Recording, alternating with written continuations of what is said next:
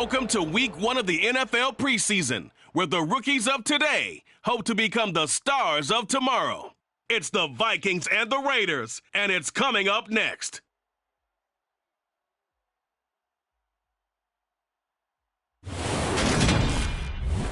EA Sports coverage of the NFL brings us to Las Vegas, Nevada. Today, it's the preseason opener for these two teams, and it should be a good one between the Minnesota Vikings and the Las Vegas Raiders.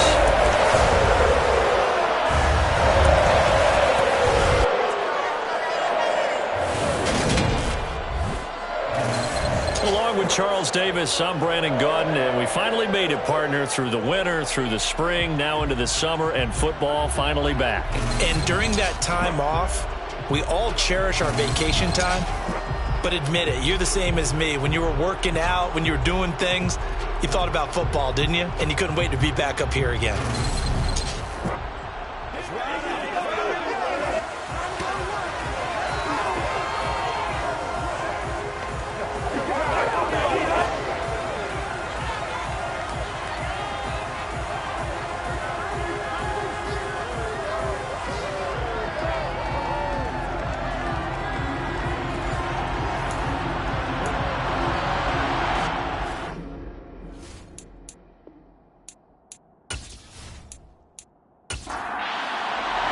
And we are underway at Allegiant Stadium. Taking it about the 1. And he'll be tackled just shy of the 25. So here's the Viking offense making their way out. Former Heisman winner leading them out, the two-time Pro Bowler in his first 3 seasons, the electric Kyler Murray. Drafted with the idea that he'd be one of the most dangerous quarterbacks in the NFL when he put it all together. We've been seeing that progress throughout his career. This guy's legs, we knew they were phenomenal. Arm, top-notch.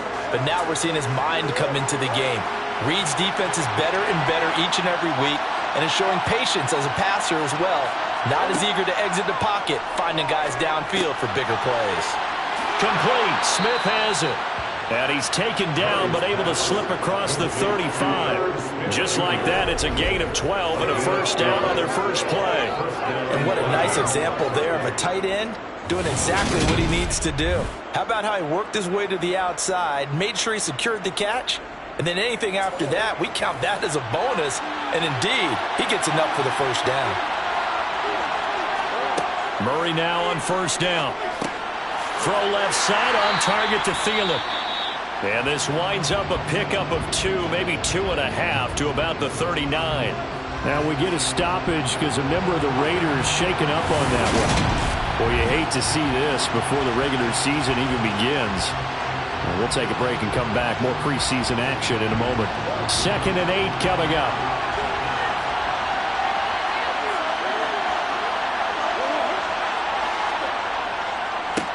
The first carry now for Dalvin Cook. He'll get about 3 as he's brought down right around the 42. Here's Murray as he sets to throw it. And he fires one, but incomplete.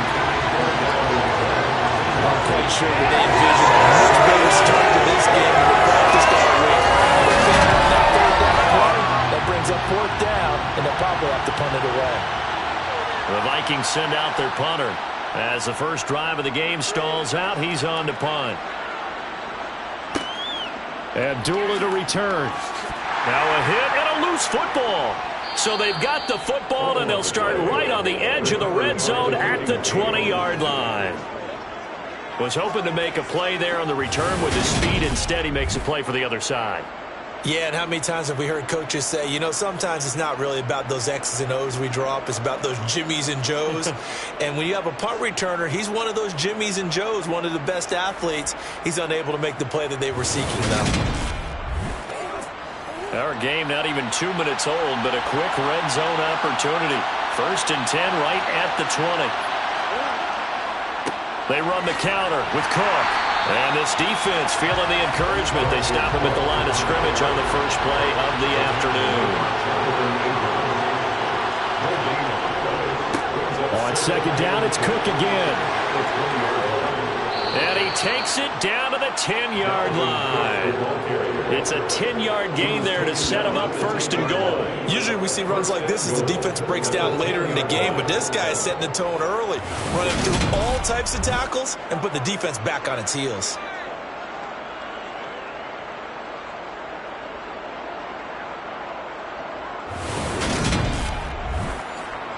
Here we go now on first and goal.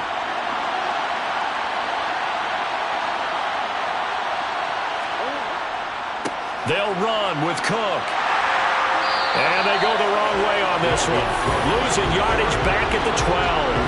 That thing blown up by the defensive effort of Chandler Jones. I know that speed is the hallmark of today's NFL game, but the key to good rushing defense is still having your linebackers set the edge.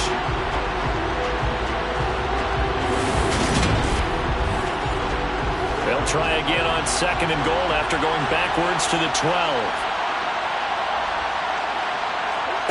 Here's Murray. Flushed out right. And he works his way past the line of scrimmage and then slides to a hole. A big play forthcoming. Here's third and goal. To throw, it's Murray. Escaping the pressure right. And probably the wise decision there. No one open. He just throws it away. And that keeps the field goal on the table as it's fourth down. The kick by Joseph is good, and the Vikings have a 3-0 lead. So they're able to end that drive with 3 points in this one-possession ball game. And ideally, you want to end every drive with points. Most quarterbacks would tell you, let's end it with a kick, right? A PAT, that's number one. Field goal you'll take. Punts, you really don't want to do that. In this case, they'll take the field goal and get prepared for the rest of the game. And he'll be dropped at the 21-yard line, so bringing it out of the end zone proves not a good decision, loses him about 4 yards. As the Raiders take over on offense, we get to see the man who has been the leader of this team for 9 seasons now, under center Derek Carr. In the midst of a tumultuous 2021 season, the Las Vegas Raiders really turned to their quarterback, Derek Carr, to not only drive their offense, leading to career-high totals from the 8th-year passer and a nearly 5,000-yard season throwing the football, but also his leadership ability. He really grabbed that team and led them to the playoffs for the second time in his career while coming out in one of the toughest divisions in football. And now a throw on first down there, but it's incomplete. Now Carr, after the incomplete pass, brings him up 2nd and 10. Here's a play fake as they set up to throw. Toward the sideline, and look at that catch. Dragging the toes, and that's going to be a first down. Well done. 14 yards is the pickup there. Raider first. A lot of tight ends just use their size and their strength, try to occupy some space and kind of body people away and catch the football. But not this guy. He's a refined route runner. Makes me wonder if he took some dance classes in his background with his footwork.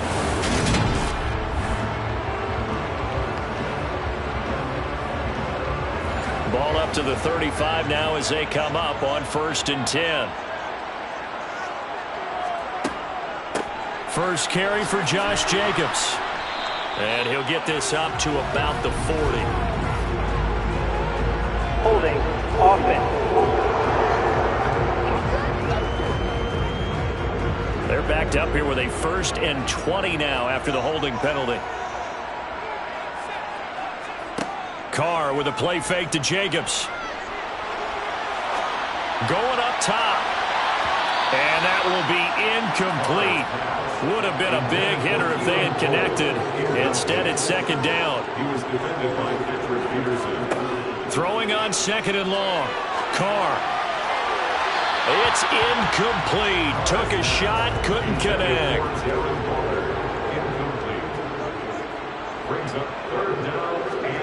Now on 3rd and long, they'll look to throw.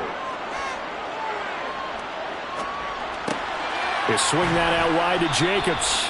They'll get 8, but they're going to have to punt here on the opening drive because that's not enough. We can make this one pretty simple.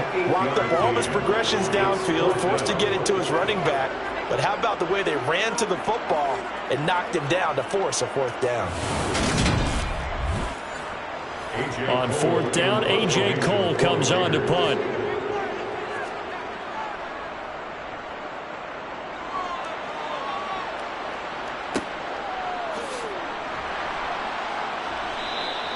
A punt of 46, a return of 5. And it will be Vikings ball, 1st and 10. Now the Minnesota offense set to take over again. They've shown precious little here offensively thus far as they try again with a 1st down now.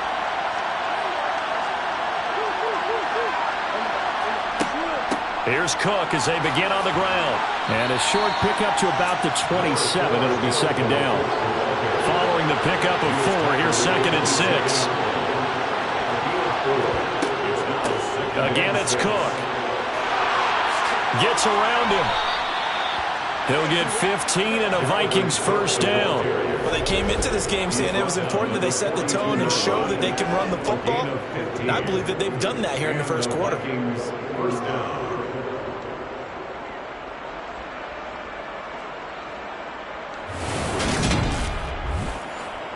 Following the good run by Cook, here's another 1st and 10. Murray now. It's a short one here, complete to the tight end. And he's able to get this one out closer to midfield across the 45. Throwing again on 2nd down. Murray, and he'll find Thielen on the right side. And the Raiders call on a nickel set for 3rd down. Murray going to throw. Open man is Thielen. It's complete. And he will have a Vikings 1st down, and he was able to get it by plenty. A gain of 8 on 3rd and 3. We've seen quite a bit of the short passing game here early on 1st quarter, haven't we? We have, and I think it works a couple of ways for this team because, number one, you throw the short game until they stop it. And if they're not going to stop it, you keep throwing it, and occasionally you'll break a tackle and turn into a bigger gain. Also, if they start to creep up, start to pressure receivers, now you go over the top, take it deep, and now you get some of those big shots downfield. And he's got this down a yard or 2 shy of the 40 before he's out of bounds. From the 41, Murray. And that one off the mark behind him, incomplete. This will be the 8th play of the drive. It's 3rd and 7. Now Murray again. Being chased out left. And incomplete. He had nowhere to throw, so he just tossed it away. But that brings up 4th.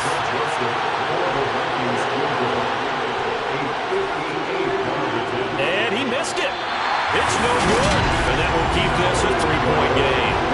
Well, Brandon, anything beyond 50, you start rolling the dice a bit. And once you get up around 57, 58 yards, the chances of making it go down dramatically. And sure enough, this one winds up no good. 2nd drive of the game coming up for this Las Vegas offense. The last series for them, a little disappointing, forced a punt. And now they'll try to do better here and come away with some points as they begin this drive, 1st and 10.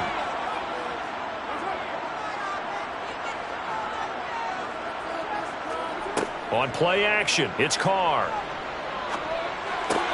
He'll find his tight end. That's Waller. And he's able to take it across midfield before going out of bounds. Looking to throw again on 2nd down. Carr. That one caught along the sideline. Did he stay in? Yes, he did. But hang on here. A penalty marker is on the field.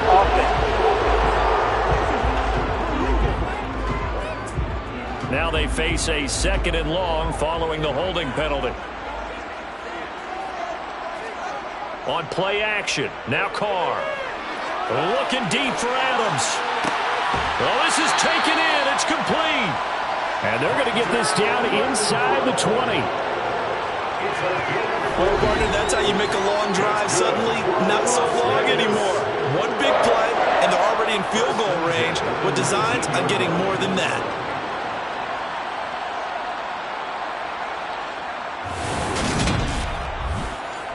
So the big play means just like that, they'll operate from the red zone now on 1st down. First rep of the game for Josh Jacobs. And just a couple yards there down to the 17. The last run good for 2. Here's 2nd and 8. Now Carr. He finds his man complete. It's Jacobs. And they're going to be set up now with the ball at the 13-yard line. In search of 4 yards here to pick up the first down. Carr now to throw. And that is incomplete. Daniel Carlson on for the field goal. Remember, he was drafted and released by the Vikings. From the right hash, and this one just a chippy. The kick by Carlson is good, and that will tie us at 3-3. So they put together a good little drive there, but ultimately stalling out in the red zone. Yeah, I know a lot of people look at it as a little bit of a negative. They didn't get 6 points out of it. They didn't get the touchdown. But that's actually okay. They got 3 points, able to give their defense a little bit of rest, let them settle down over there. So all in all, to me, that's a good drive. And he brings us out past the 20 to the 24. Well, in the process of that kick return, it appears we had an injury. Well, injury's never good, especially here in the preseason. Hopefully nothing serious. They'll take a look at him, and we'll step aside for a moment. Here are the Vikings now to start their next drive. Yeah, they were in field goal range the last time out, but couldn't connect. And it's early in the game, so I don't think that the confidence just goes entirely out of, running your kicker back out there. But let's face it, some coaches have a little bit less patience for that than others. Let's see if they call the game differently now in terms of what they do on drives and not try and settle for field goals. Had to put that ball in there with a little extra zip, but he put it right where it needed to be. Yeah, and that little extra pace that he had on the pass, that required a little extra concentration for him, didn't it? Ball can get on you pretty quick in that manner, and he handled it well and picked up the first down. First down, here's the run with Cook. To the 43, second down. The run got 4, now they deal with a 2nd and 6. Play fake, Murray.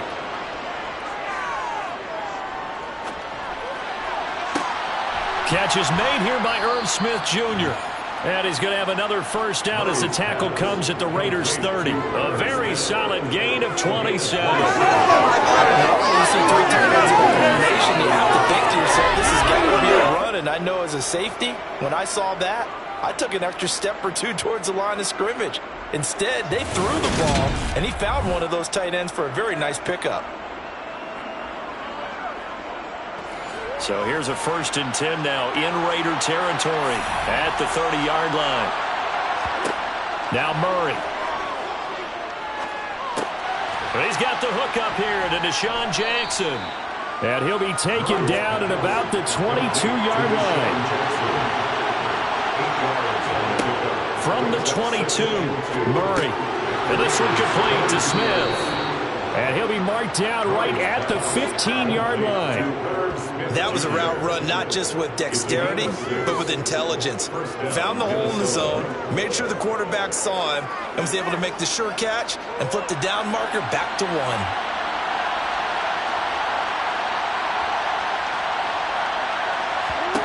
From the red zone, here's the Heisman Trophy winner, Murray. Swinging this out wide here for Cook. And he will be out of bounds here on what will turn out to be the final play of this first quarter. These 2 teams all tied after 1. Coming up on a 2nd and 6.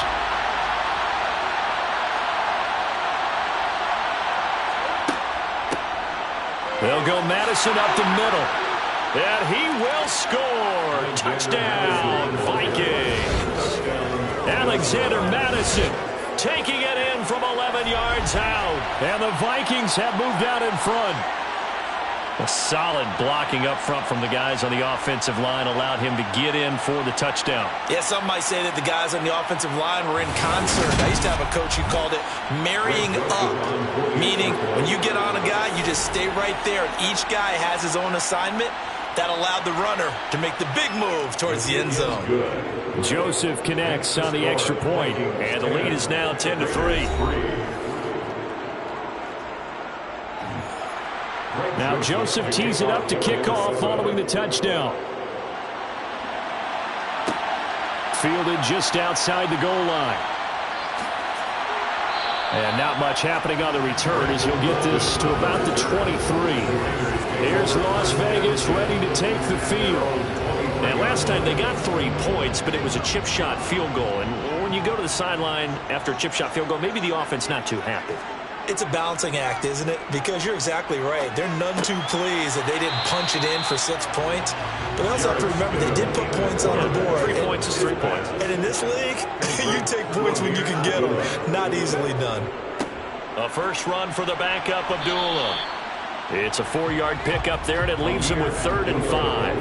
They'll need 5 on this play to move the sticks. Here's Stidham to throw. Firing quickly here, and that's complete. And he is going to have the Raiders first down.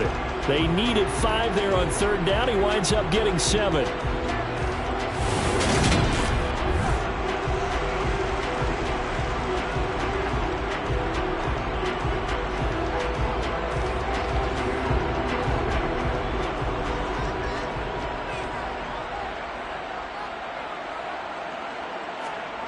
They go play action with Stidham.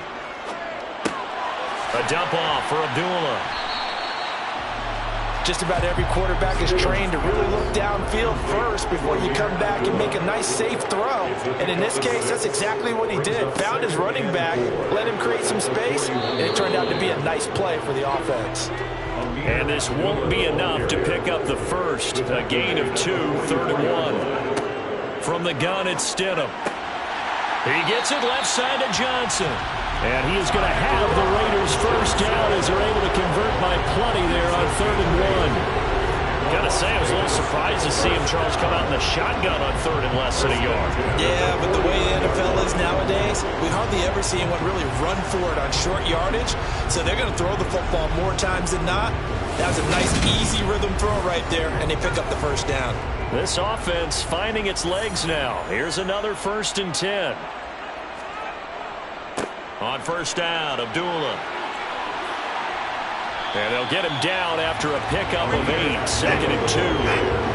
That's a strong pickup right there on first down. And as this drive goes on, we're seeing an offensive line and running game imposing its will. They go play action now. Stidham.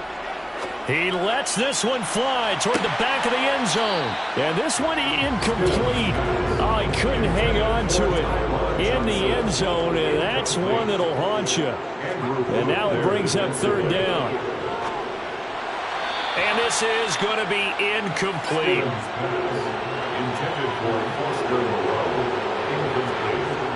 They're going to run. Here's Bolden. And he's able to get it to the 33. Good enough for a first down. And the drive stays in motion with a nice 8-yard pickup on 4th. Good spot on the field to go for it. Kind of no man's land, as they call it, and it worked out. Yeah, they call it no man's land because your punter is telling you it's too short. I'm just going to punt it into the end zone. Your field goal kicker might give you a little raised eyebrow.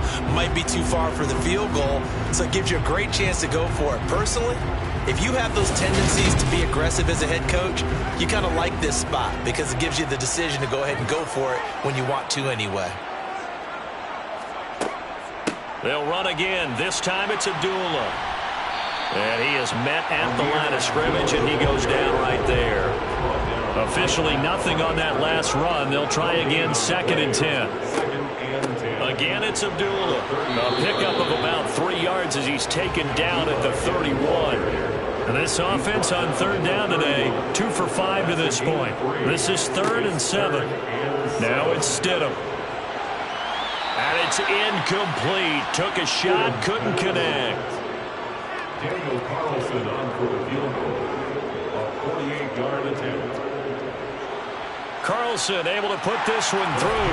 And that'll bring him back within 4. So the margin shrinks there as they get the field goal to draw a bit closer here in the 2nd quarter.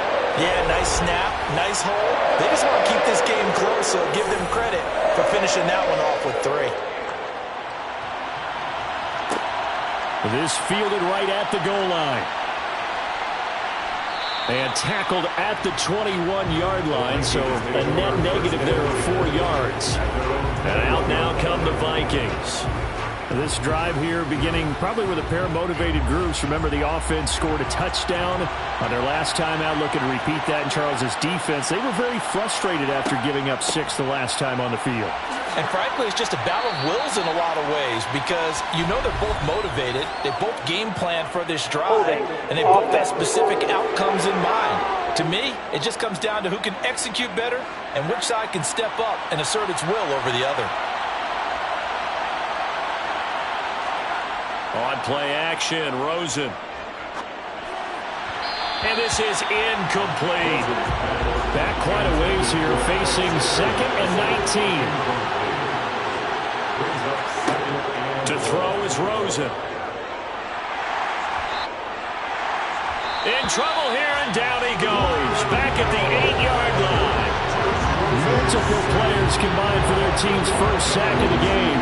Well, it was 2nd long, now it's 3rd and even longer. They're going in the wrong direction here. Because they're moving exactly the way they want to, but you're exactly right. Definitely going in the wrong direction for the offensive guys.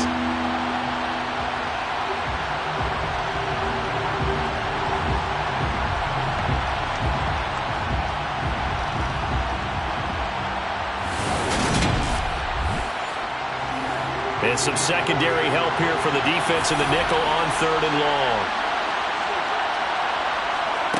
From the gun, it's Rosen. That's into a crowd and intercepted. And they take possession of the football and have it at the 36-yard line. And I think this is a situation where the quarterback coach on the sideline is going to talk to a signal caller and say, listen, it's 3rd and long and it's still early in the game. Let's not force things here. If we don't feel good about it, let's just check something down and punt the football. The Raiders heading out to take over. And they'll take over here following the interception with good field position and a chance to take the lead with a touchdown. So from the 36 now, 1st and 10. Running from the gun, it's Abdullah. And he's going to get this down near the 20-yard line. Give him a first down, 15 yards that time for the Raiders. Now that was an excellent run. And when you see that happen, that's when you're seeing guys doing their job and then some people doing a little bit more. Offensive linemen and tight ends, they're expected to block. But the wide receivers, all they want to do is catch passes. So when they block on a big-time running play and create extra space, you've kind of hit the jackpot there. On 1st and 10, it's Stidham. Forced out to his left.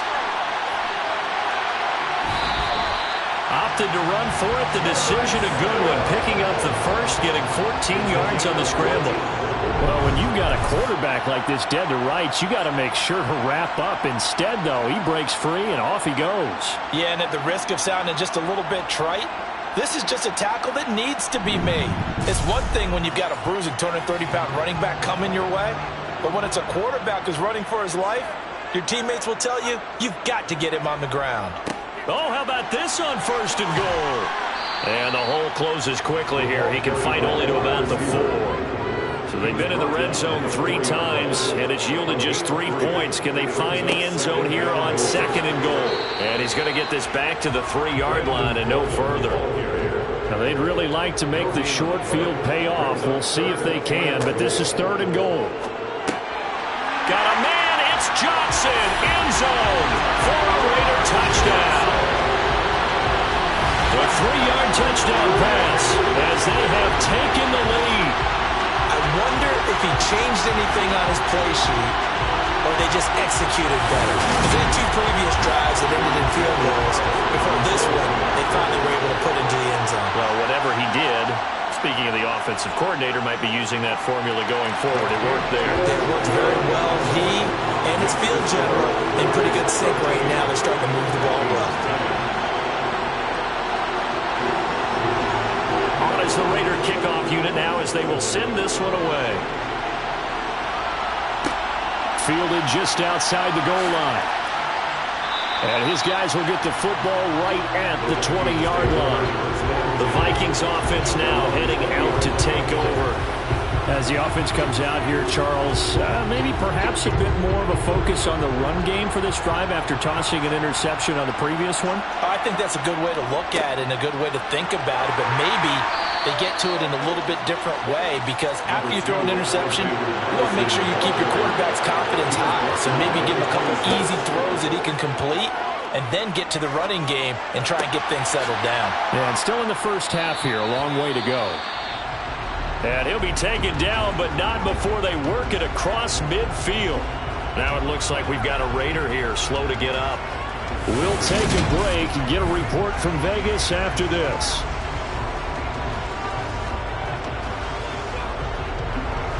So here's a 1st and 10 now in Raider territory at the 49-yard line.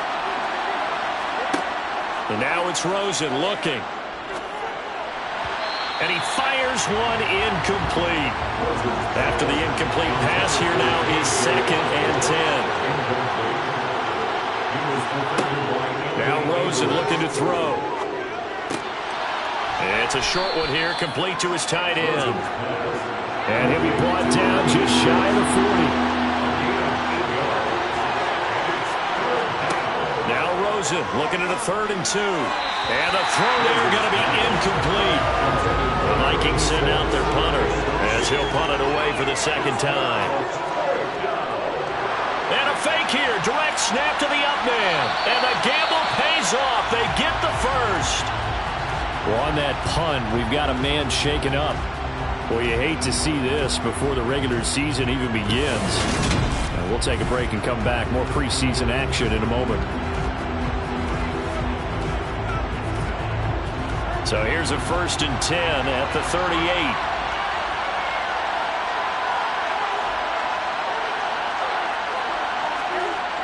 Well, they'll run it here on the jet sweep. Now we get a stoppage because a member of the Raiders shaken up on that one. Well, injury's never good, especially here in the preseason. Hopefully nothing serious. They'll take a look at him and we'll step aside for a moment.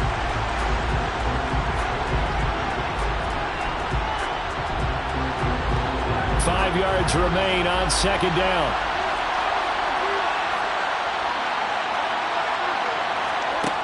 Now Rosen. Complete. And a loose football. And the Raiders pick it up. And they will take over at the 29-yard line. No coach or team's ever happy when someone has a turnover. But if there's ever a good time to do it, preseason. Yeah, right now. You know that come regular season, he's going to be ready to go. And maybe he'll remember, yeah, I don't want to do this when it comes time for the games to count. The Vegas offense ready for their next possession. Well, the football changing hands here, and as this offense takes the field, Charles, they'd be fine with more of the same on this upcoming drive. Last time out, they found the end zone for 6. And they're certainly hoping for more of the same, but the game plan, I doubt it'll just be a carbon copy of the last drive because I think this offense is ready to break out some new wrinkles and try some new things that might be hidden in their playbook. They want to use that confidence to its advantage while also keeping the defense from anticipating what's up next. Now this one to his tight end out on the right side. First catch for him on the afternoon, and it results in a 1st down. That's good. Now Stidham. Working the middle here. That's complete to Moreau, the tight end. And they're able to work this across midfield to the 48. Good strong throw and catch right there. And so far in this game, the alleys have been open for them to get completions, and they're taking advantage of it.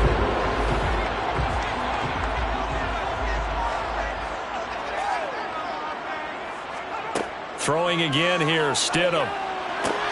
Here's Johnson with a reception. And he'll go down, but not before getting this inside the 30. A good pickup there at 22.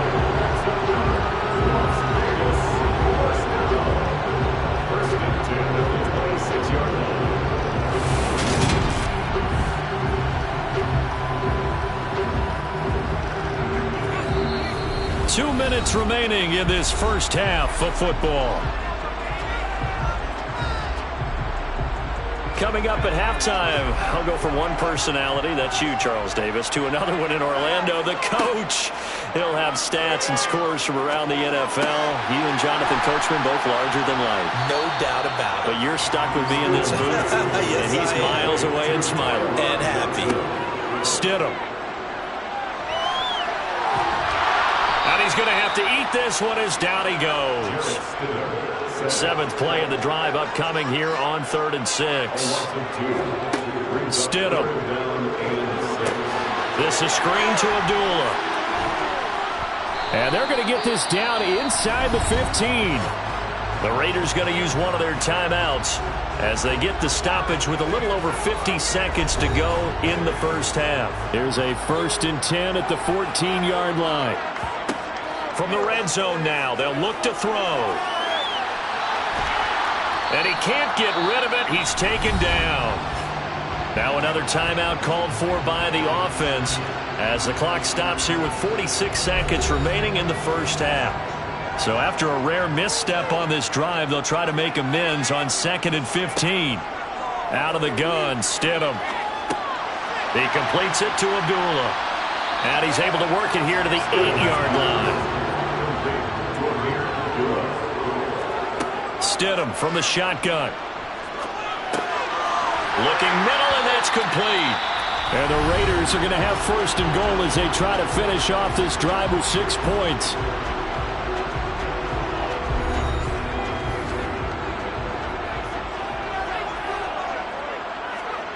Here's Stidham. Eluding the pressure right. And that throw behind his man. He missed him. Incomplete. They'll go again from the 3 here on 2nd and goal.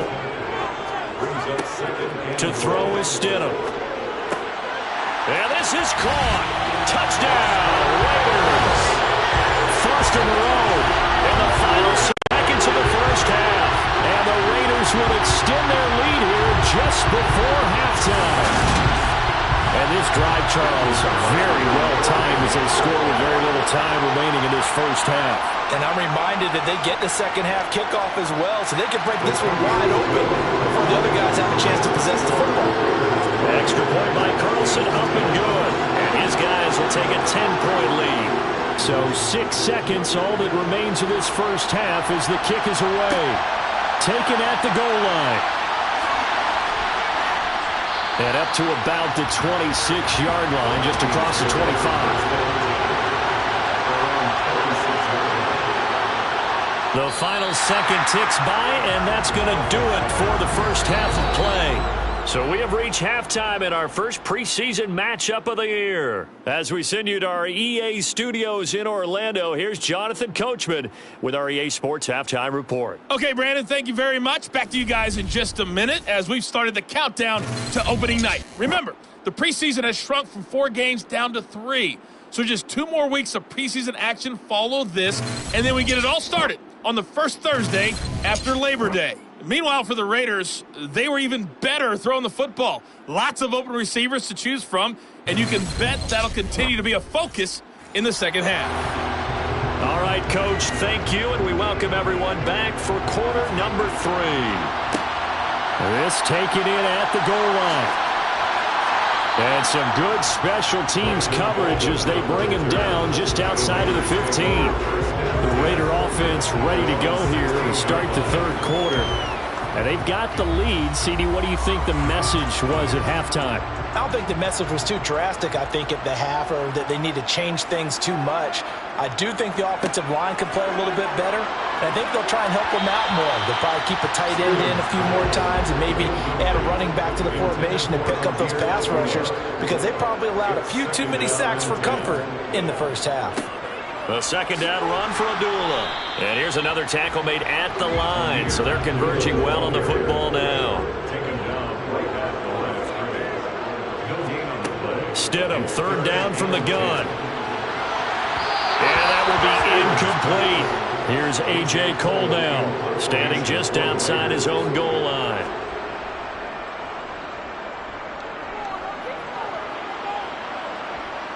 And a fair catch taken here right at about the 40-yard line.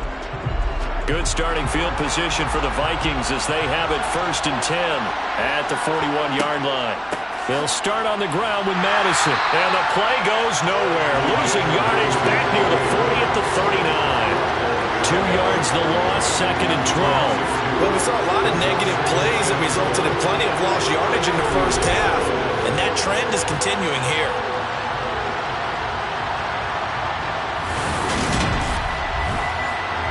The opening play of the drive goes backwards. Now they'll come up on 2nd and 12. Out of the gun, here's Josh Rosen. And he can't find a receiver, and he's brought down.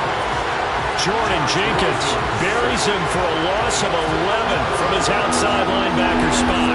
Okay, I'm not sure you could actually draw a better pass rush than that one right there. Nowhere to go outside. He had to keep backing up and backing up and backing up. Eventually dropped for a huge loss. This offense in desperate need of a conversion as they come up on third down. Now it's Rosen.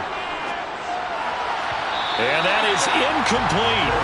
The Vikings send out their punter as the drive goes backwards, so he's on to punt it away.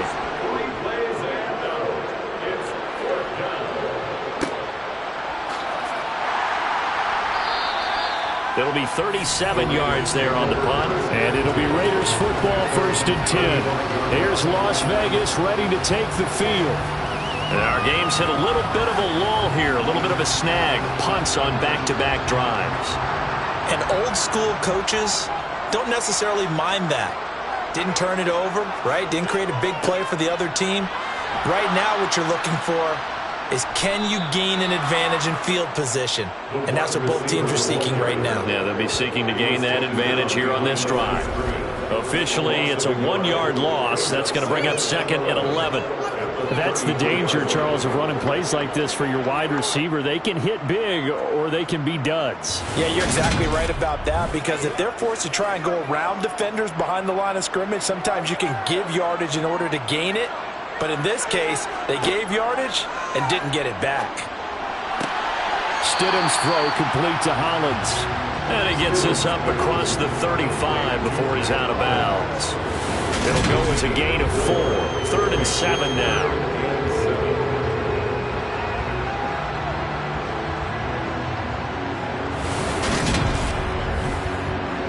So 7 yards from the first down here as they come up to the line of scrimmage.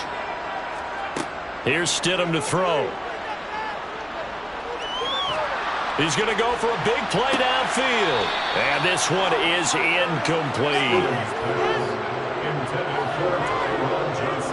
That's an excellent job right there on 3rd down. Like any defense, you never want to let them get anything started, and that would have been a 1st down. Instead, you saw the contact on time, no penalty, and before this drive could get wings, it's 4th down.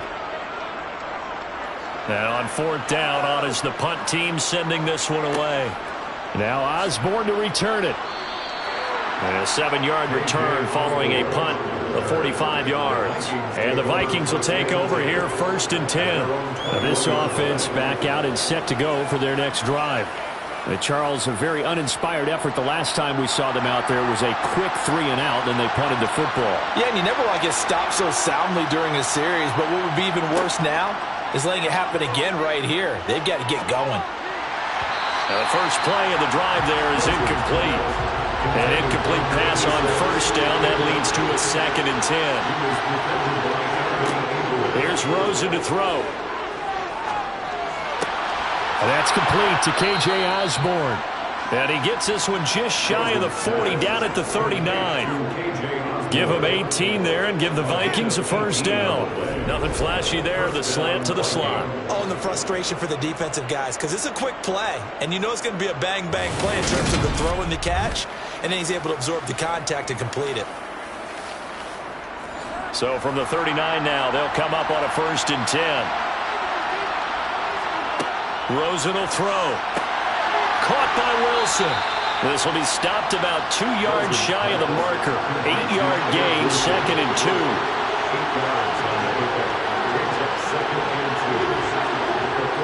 Well, they'll run it here on the jet sweep. And some room to work. And he takes this one down almost all the way to the 30. 22 yards there, a 1st down.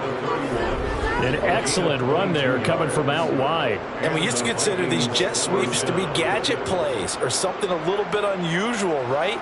But now most teams have some version of this play in their playbook. And I think it's a lot because of the receivers that are being developed nowadays. These guys look like running backs even though they're playing out on the perimeter. Rosen on 1st and 10. He's got his big tight end here. And down to the 20 he'll go before heading out of bounds. Another strong gain on the last 2 plays. They've moved it a combined 33 yards. It's taken a while for this offense to get going. A little creaky at the... Josh McDaniels, he had his mind made up on that one. He disagrees, and he'll throw the challenge flag. Did he keep those feet in bounds? That's the question they've got to decide. And I got to say, watching it in real time, it was awfully close. Yeah, it certainly looked like a heck of a catch because he didn't appear to bobble it, which could complicate things. But even with the benefit of replay, that's pretty tight. Well, here's the call. So the challenge there does not go their way. This will indeed remain a completed pass. Throwing now, Rosen on first down. And this throw a bit late as he couldn't reach back for it.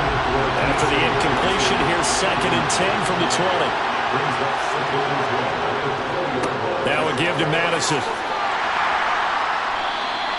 4 yards the gain, and it'll bring up a 3rd down.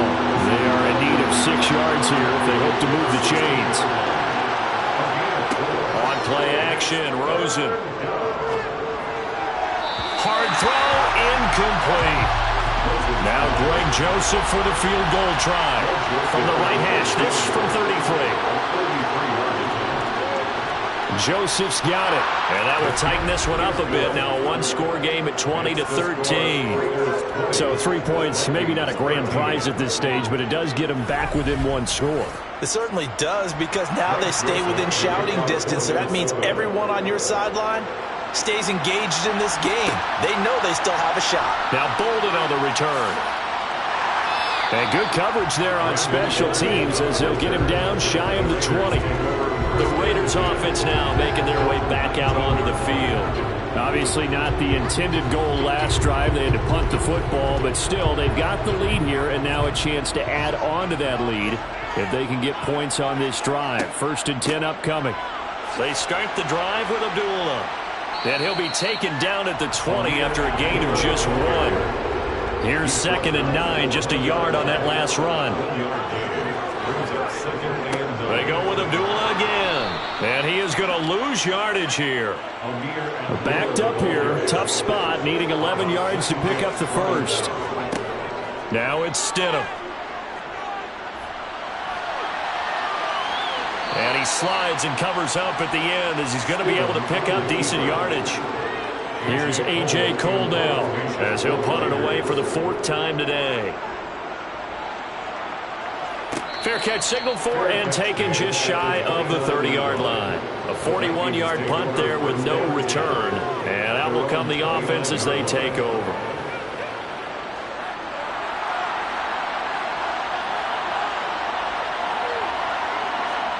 They'll look to throw on first down with Josh Rosen. Caught. It's Wilson. Rosen's pass complete to Albert Wilson. A 3-yard gain. Brings up 2nd and 7. To throw again on 2nd down. Rosen. Going right back to Wilson. And he gets this up across the 35 before he's out of bounds. On 3rd and 1, Rosen. Finding Johnson on the out route. That's complete. And he will have a Vikings 1st down as they're able to get the 3rd down conversion. Would it be safe to say that as precise as routes are supposed to be run in the NFL, maybe they're not quite as precise in college ball? That's accurate, yeah. And I think we saw a college route in the NFL there. Just find the soft spot, find the dead zone, and find the 1st down. And that's what he just did. Rosen to throw again. They'll get this underneath to Madison. And they get to him after a gain of 6 to the 46.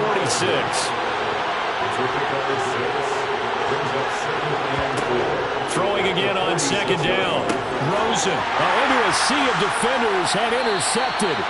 Picked up by Devon Diablo. And the Raiders will take over here as they get it up to the 43-yard line. He had to fit that into a pretty tight window over the middle. And Charles, I think they were in zone defensively, weren't they? They certainly were. Nice read on your part. And sometimes the quarterback isn't fooled between zone and man. Sometimes you're fooled by the type of zone that he sees. Because oftentimes, those linebackers will vacate and run downfield with receivers. In this case, he played a pure zone and was in the wrong spot for the QB. A good starting spot for the Raiders as they come up 1st and 10 at their own 43. After the interception, here's Stidham. And that is incomplete here. Third quarter of a tight football game as we come up on a 2nd and 10. From the gun, it's Stidham. He's going to air one out. That's caught inside the 20. And he's brought down inside the 20 at the 18-yard line. Excellent execution, and now they're set up nicely. Are they ever? Red zone? I wonder what the next play call is going to be, because after a big play like that, a lot of teams like to use the momentum to launch another one.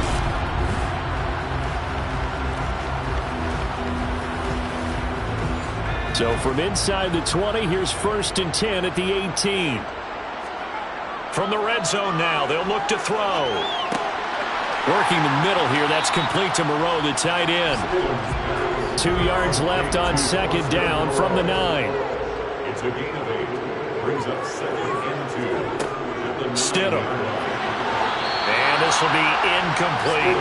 A couple extra tight ends in the formation here as they line up 3rd and 2. Throwing again here, Stidham. Flush to his right. And he'll be taken down, but he does have 1st down yardage. That's good for 9 yards as they convert on the 3rd down play. Brandon, that's a gamer move right there. Facing 3rd down, steps up, calls his own number, and nearly makes the house call. If I'm the coach, I let him take another one right here. Give him a chance to be the first one to hit the end zone after that effort he just gave him.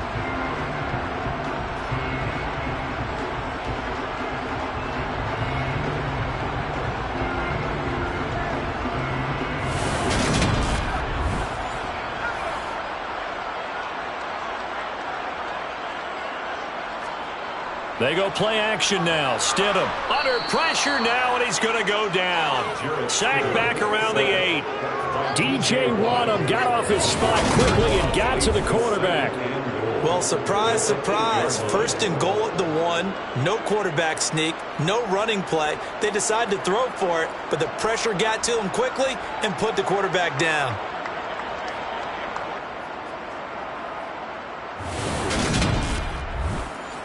It's 2nd and goal, back to the 8-yard line now. Now it's Stidham. This is caught. That will go as a pickup of 7 on the 7th play of the drive. Big play coming here. It's 3rd and goal. It's now 3rd and goal. Now Stidham. To the end zone, but it's incomplete. Daniel Carlson set for the Raider field goal. From the right hash at a bit of a tight angle. The kick by Carlson is good, and that will extend their lead even further. You think about it, that's a pretty important second-half field goal, Charles. That now stretches this to 2 possessions and really kind of ratchets up the pressure on that opposing sideline. It certainly does, because that interception and adding a field goal to it, that puts them in firm control of this game right now. They're about one more big stop from putting this thing absolutely out of reach. And he won't quite make it to the 25. Minnesota now ready for their next possession. So now, Charles, this drive maybe a touch more important, trying to erase the memory of that interception they had the last time out. Yeah, and everyone goes through this, because even the best in the game, you're going to have games where it just doesn't go right for you, and interceptions result. So frankly, to me, it's all about how you respond, not just the types of plays that you call, but how you carry yourself, how you show your team that you're still with it, and how you continue to lead. Well, at least it wasn't a turnover like the last drive. You'd think they'd make an adjustment and be ready to make up for that turnover. Instead, just another big play for the defense on that snap.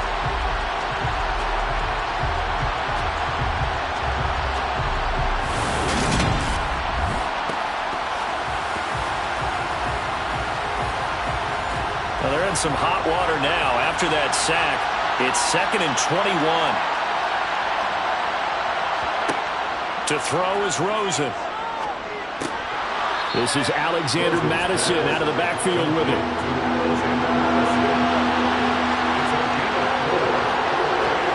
Now on 3rd and long, they'll look to throw.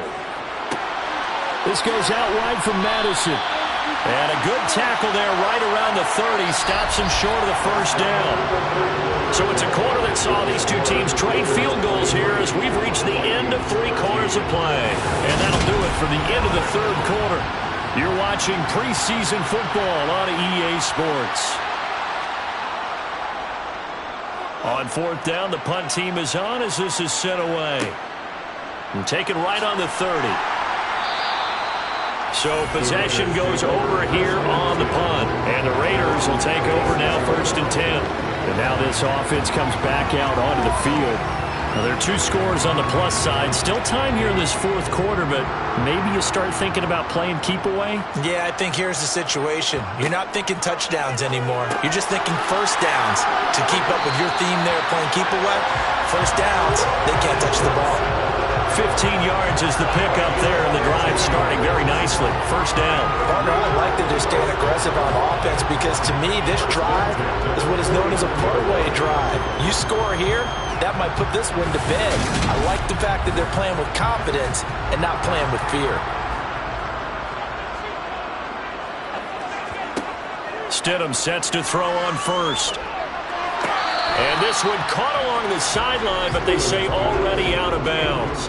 Now the throw didn't give him a chance to turn it upfield, and that brings up second down. They'll run left with Abdullah. And a 6-yard gain gets him right around the 43. He was brought down by Andrew Wood. It's a gain of 6. Makes it 3rd and 4. Here's Stidham to throw. He goes underneath to Abdullah. And he'll be brought down inside the 40-yard line. Well, they certainly had success throughout this contest, getting him the ball in the passing game, and there he picks up another first down. Whatever they saw going into this one, they've been able to capitalize on it, and no adjustment has been made to take it away.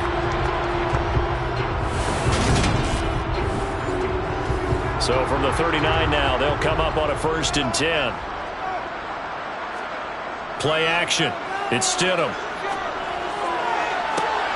That's complete to Moreau, the tight end. And he will reach the 8-yard line before going out. Give him 30 yards there. The passing game continues to be their friend. Even with a stable lead here in the fourth, Charles, they're going back to that well. Yeah, with their overall philosophy, you know that they trust their quarterback. He's been able to throw it well. If they continue to throw these safe passes, who can blame them? The chain gang hustling to catch up. Here's 1st and goal from just inside the 10. And he is going to go down. Back at the 11-yard line. Now it looks like we've got a Raider here, slow to get up. Well, you hate to see this before the regular season even begins. And we'll take a break and come back. More preseason action in a moment. So they get pushed back to the 11, and here's 2nd and goal. Now a give, left side. This is Abdullah. And he'll fight his way down inside the 10 to the 9-yard line. A lot of tired bodies on that field, but this is a big play, 3rd and goal. To throw is Stidham. Flushed out right. And he'll take it into the end zone for a Raider touchdown. Jarrett Stidham, a 9-yard touchdown run. And the Raiders are an extra point away from making this a 3-score game. That's a tough one there defensively because look at the stops they got on 1st and 2nd down, and it's 1st and 2nd and goal. And then on 3rd down, they cover the receivers, but they leave an alley open for him to find, and he does. That is frustrating. You do almost everything right, and he still ends up in the end zone.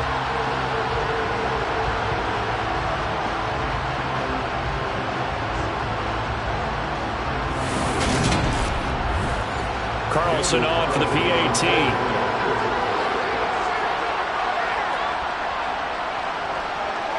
And that'll make this a 3-score game as the lead moves to 17. So that drive goes 8 plays and a 9-yard run on the end of it. On is the Raider kickoff unit now as they will send this one away. And this will not be returned. It'll come out to the 25. And now out comes Minnesota. And certainly this, not the performance that they were hoping for to begin the exhibition season, but still plenty to watch for in this fourth quarter. On first down, it's Rosen. Over the middle, complete. That's Osborne. And they're able to get this one across the 35. So here's a 1st and 10 at the 38. Now it's Rosen. Toward the sideline, he will have the first down. Good catch. He was able to keep the feet inbounds. Looking to throw again on 2nd down. Rosen. And he'll be brought down just shy of the 40.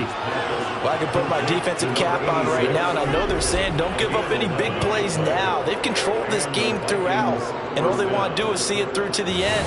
I think they let their guard down a little bit with that last completion. Sometimes when you're trying not to give up bigger plays, you don't react as fast as you should on other throws. Throwing now, Rosen on first down. Looking left side, and he's got a man. That's Osborne. And they're going to move it down inside the 25. Well, those are the types of plays they probably wish they had made more of in the first 3 quarters. And this deficit going to be tough to overcome here in the fourth. But a nice first down and a pickup on that throw. Yeah, and this is where, as coaches, you're looking for effort and execution, even though the scoreboard is going against you. You want to find out who's going to fight, who's going to scrap, who's going to keep their heads up and continue to play. Throwing again, it's Rosen. Over the middle, it's complete. And he'll be marked down right at the 15-yard line.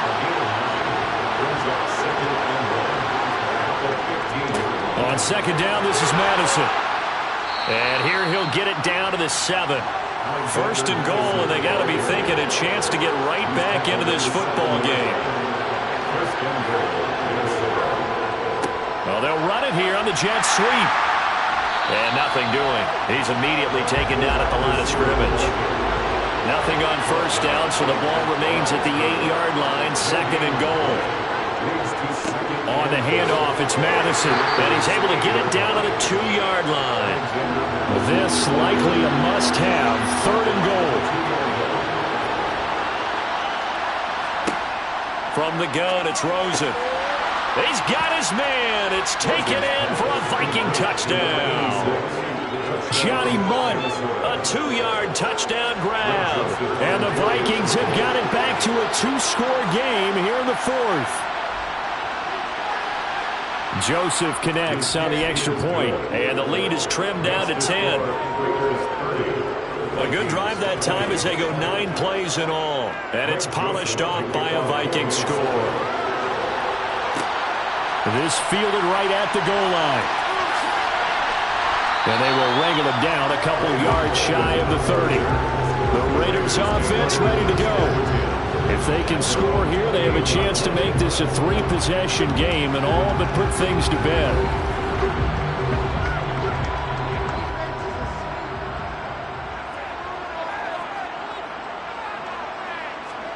Now Stidham on first down. This is screen to Abdullah. They'll get 4 there out of the screen, and it's 2nd down. Nice job by the defense figuring that play out and holding it to a short game, but I don't think the offense is going to be daunted. They actually accomplished their goal there. Now they've got them aware that they can throw a screen at them, maybe to slow the pass rush down a little bit, and they can throw it downfield.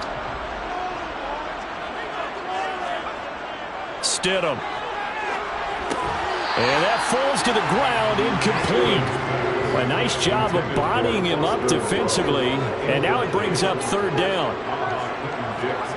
Now it's Stidham. He's going to float this one deep right side. And that will be incomplete. Well, they weren't scared to let it fly, but it falls to the ground and brings up 4th down. And he deserves a bronze leg as he gets this one away. Oh, the return is Osborne. Call it an even 40-yard punt. 7, though, on the return. And they will take over 1st and 10. Minnesota's offense takes over possession. Well, still a long way to go, but trending upward. They scored the last time out, you remember. Then their defense forced the punt. Now they try to inch closer, but still ultimately down 2 scores in the final quarter. That'll go for a gain of 7, and that'll make it second down.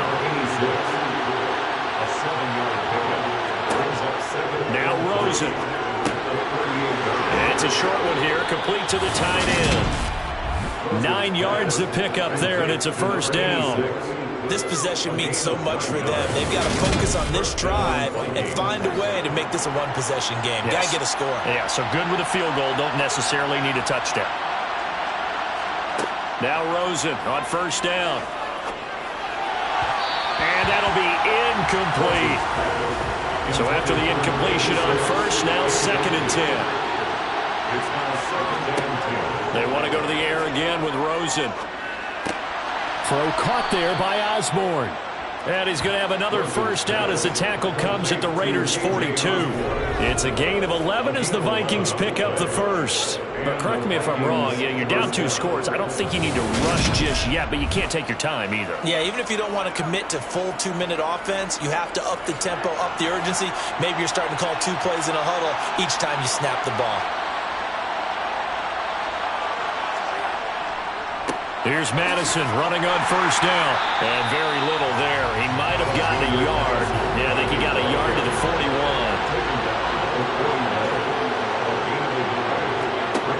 On 2nd and 9. Rosen.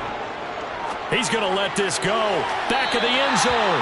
And that is incomplete. The offense on 3rd down. They've had a lot of chances, but not much success, converting only 3 times. This is 3rd and 9. Now they set up the screen. That's complete. And he'll cross over out of bounds right at the 25. Another good completion on the drive as the Vikings have a first down. And a 2-score game, obviously. Every play, every 3rd down, like we saw there, magnified. Big pickup. It was a huge pickup. What they really want, though, is to not even get to 3rd down. They've got to maximize time and conserve as much as possible.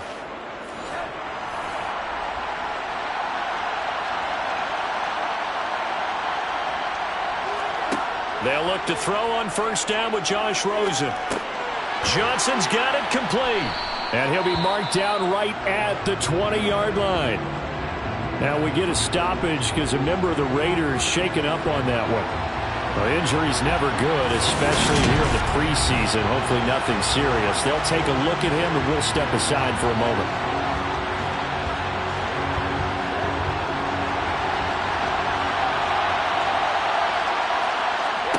Again, it's Rosen. Throwing for his running back, and he's got him complete. And he'll get nothing out of that one. And now they'll stop play here, at least momentarily. A member of the Vikings in some discomfort after that last play. We'll take a break and get a report from Vegas after this. The Raiders call on a nickel set here for 3rd down. Out of the gun, here's Josh Rosen. Open man is Osborne. He's got it. And he will have a Vikings first down by about 3 yards or so as they wind up getting 7 there on 3rd and 4. They'll run with Madison. And here he'll get it down to the 7. After the pickup of 5, here's 2nd and 5. From the shotgun, it's Rosen.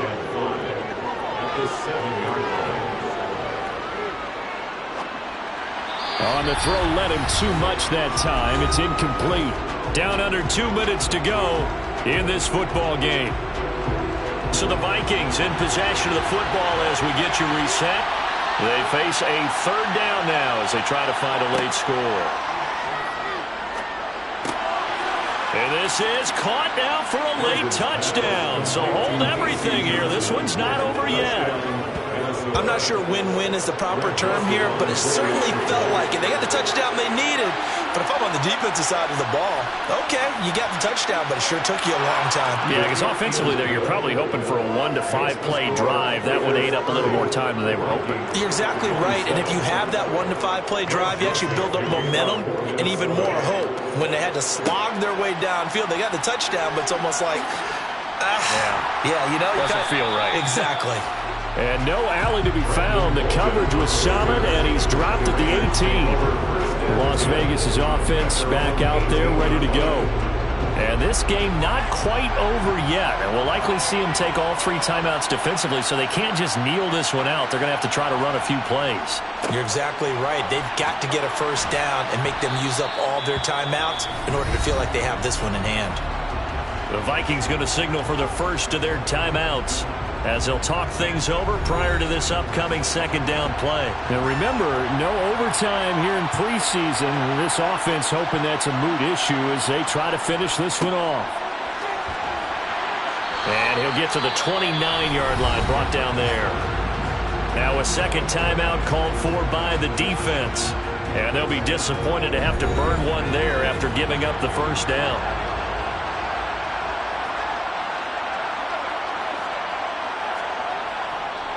Now it's Bolden.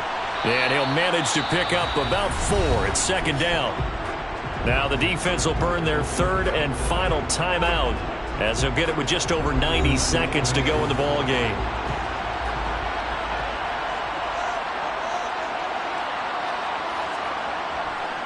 They'll run again with Bolden. Call it a gain of a yard, and it's going to bring up 3rd and 5.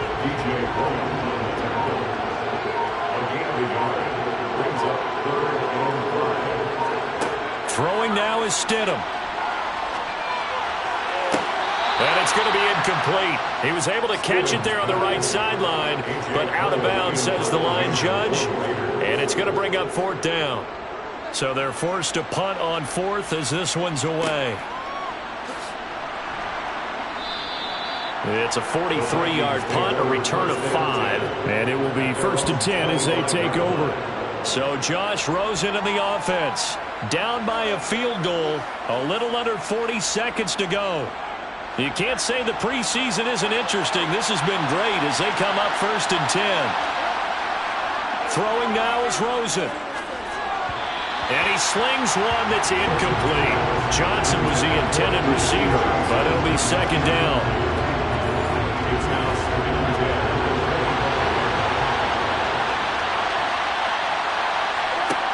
Rosen to throw.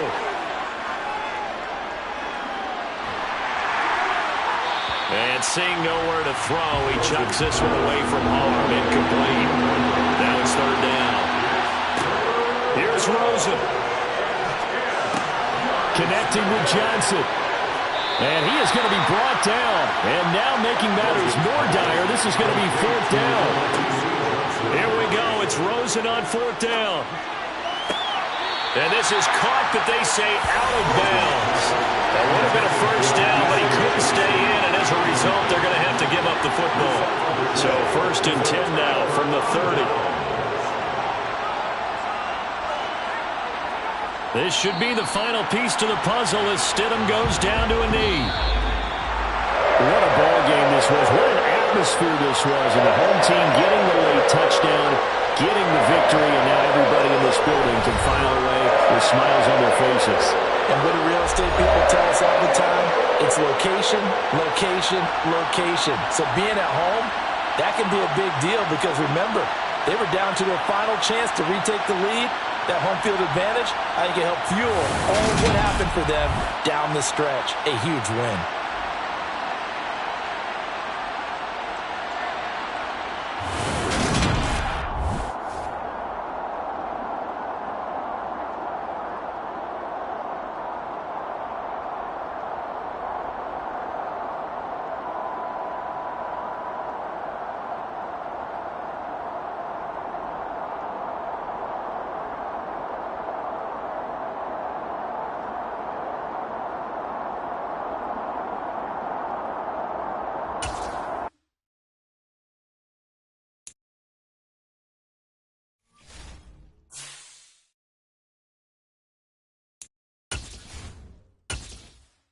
Welcome to your franchise staff. Here you find the right coaches to hire for your staff and upgrade them to help improve your team both on and off the field.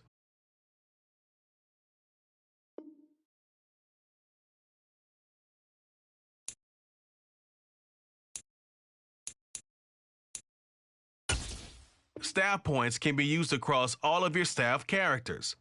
To access talents down a tree, you must purchase at least one team. When you have enough staff points, you can begin to see what effect each. Some talent trees make you select a path to follow to build.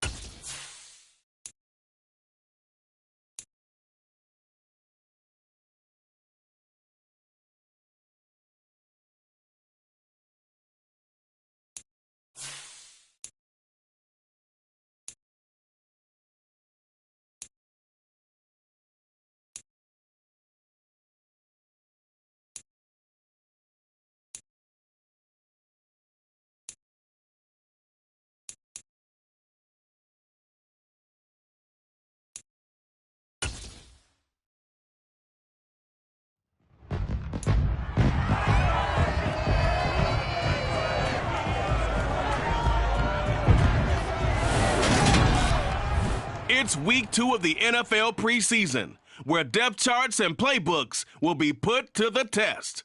It's the 49ers and the Vikings coming up next.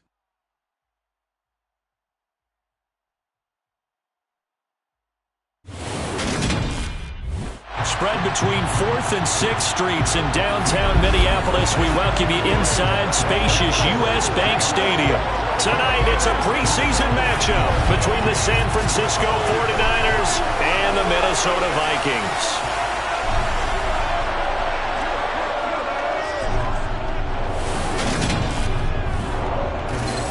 Brandon Gaud and Charles Davis, happy to be back alongside you. And I'll tell you what, yes, it's just week 2 of the preseason, but now they've got one game under their belts, and a lot of guys trying to prove some stuff down on the field here today. Not only that, these coaches like to win. And I used to think it really didn't matter who won in the preseason. Then I watched some of those shows that the NFL does, and you see the coaches in preseason after a loss jumping all over their guys. So I learned one valuable lesson. Wins and losses count no matter what time of year it is.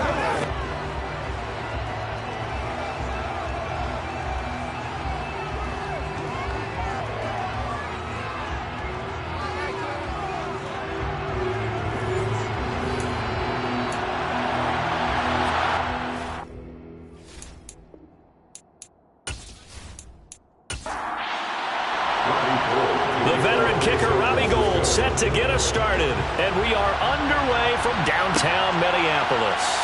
Kene Nwangwu now out of his end zone. And that decision to bring it out ends up not being a good one. Cost him about 5 yards as he's tackled at the 20. So here's the Viking offense making their way out. Former Heisman winner leading them out, the 2-time Pro Bowler in his first 3 seasons, the electric Kyler Murray. And when you have a guy like Kyler Murray under center, it not only opens up your playbook, it allows you to draw up even more plays because he's among the best dual-threat quarterbacks in the league and a true playmaker. If flushed out of the pocket, he might even be more dangerous. The next step for him, being able to throw on rhythm and deliver from the pocket. They'll start out here with a jet sweep, and he's brought down at the 24 after a gain of 4. They'll come up 2nd and 6 now from the 24. Here's Murray. And incomplete on the deep ball. This defense looking for an early stop. This is 3rd down and 6. Murray now to throw. He's got the hook up here to Deshaun Jackson. And they work this well upfield across the 45. That 3rd down conversion good for 23. So he turned to a trusted, familiar face in that 3rd down situation. It paid off. Yeah, you go to your veteran receiver in that spot, so you can't underestimate him when he's on the field. Defensively, make sure you know where he is because he understands how to get open in key situations.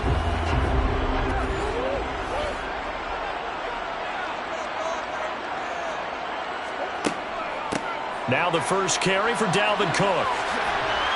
And he'll work it across midfield inside the 45. Another strong gain on the last 2 plays. They've moved it a combined 33 yards. We use the word relentless a lot with guys who are aggressive on the field.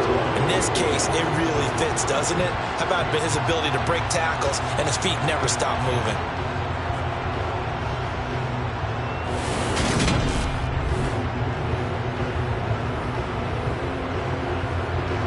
So from inside Niner territory now, this is 1st and 10 at the 43. Again, it's Cook. Just a yard on the pickup there, and it'll bring up a 2nd and 9. He's brought down at the 42-yard line. Now Murray. That's caught by Jackson. And they're going to get this down to about the 37. Here's the 7th play of this drive. This is 3rd and 4. Brings up 3rd and 4. Play action. Now it's Murray. To the sideline, and that's well done. Able to drag the feet. He's going to have the 1st down. 5 yards is the pickup there as that extends this drive. Well, they kept it simple there, CD, only needing the short gain to move the chain, so they didn't want to go with a deep throw. They just go with that safer, shorter throw and able to convert. Nothing wrong with that at all, partner. Check the box, right? Make sure you pick up the first down. Offense is getting established. You're moving the ball. You're not turning it over. Check, check, check. They like what they're doing early in the game. On 2nd and 9, Murray. And this one complete to Will Fuller. He'll be dropped at the 25 after a gain of 6.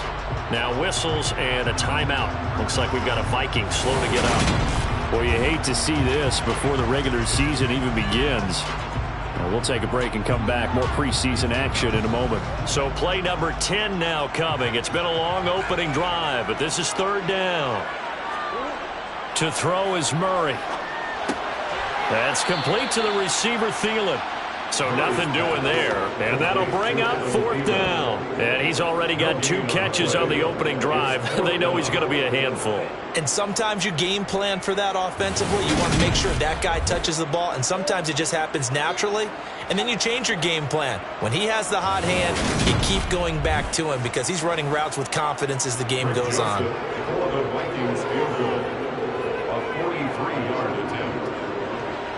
The kick by Joseph is good.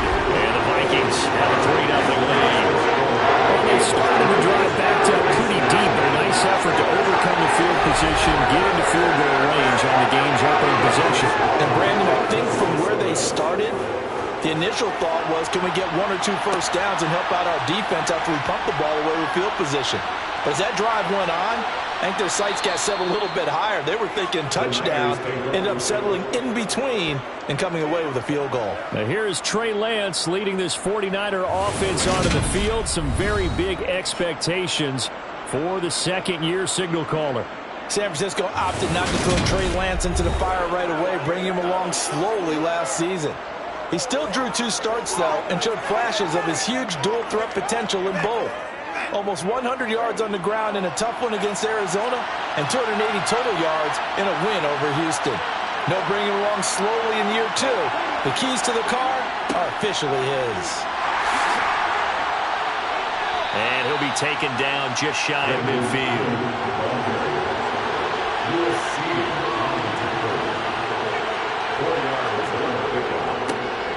First carry for Elijah Mitchell. And he's going to be met at the line of scrimmage and taken down.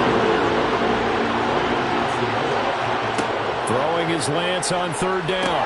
Screen play setting it up for Mitchell. And they'll bring him down right at midfield, and he is well short of the first down. They'll get only a yard out of that, and it'll bring up 4th down. Good reactions there defensively. That screen was a little slow in developing, and they shut that one down with little gain. So on 4th down, here's the Australia native Mitch Wishnowsky to punt this one away. This is away, but boy, headed straight for the sidelines. And this will be up to the ruling of the side judge here. He says it crossed out of bounds at the 16-yard line. And the Vikings taking the field here for their second drive of the game. They've got a 3-0 lead and the football as they start 1st and 10.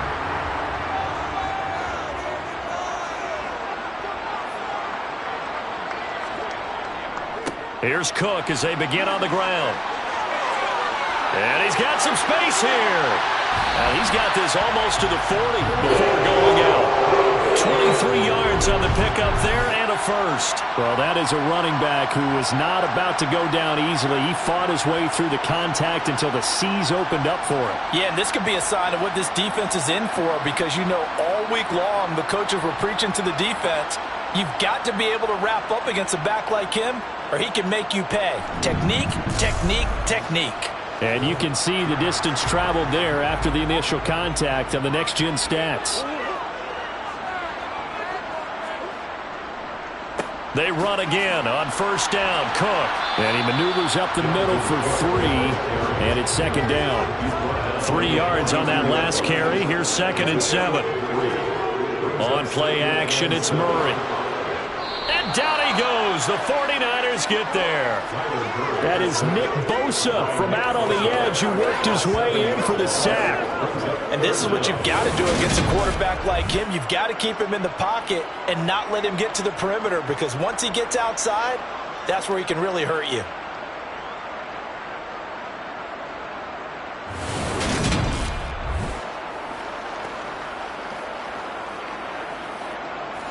49ers have an extra defensive back on the field. A nickel set for third down. To throw, it's Murray. And pressure coming, and they got him once again. Credit the sack to Fred Warner. So that time, Charles, quarterback helpless really in the pocket in the face of a pass rush like that. They were on him instantly. Yeah, that's one where you turn to your lineman and say, guys, can I get a little help here? And you have to ask politely because, remember, they're blocking for you the entire game. But as a quarterback, you've also got to have the clock running in your head when you need to get rid of the football. But this time, he had no chance. They were on him instantly. And the final clocking there, according to Next Gen Stats, that sack occurred in 2.2 seconds. So the pass rush overwhelming that time. From the 32 now, here's 1st and 10. They'll start with a run by Mitchell. Able to slither by. And he's corralled at the 40, but not before picking up 8. 8 yards the gain on that last run. Here's 2nd and a couple. Another run with Mitchell. And the reinforcements come in as they're going to stop him behind the line. And we're going to stop play here, at least momentarily. It looks like there is a 49er who's in some discomfort. Well, injury's never good, especially here in the preseason. Hopefully nothing serious. They'll take a look at him, and we'll step aside for a moment.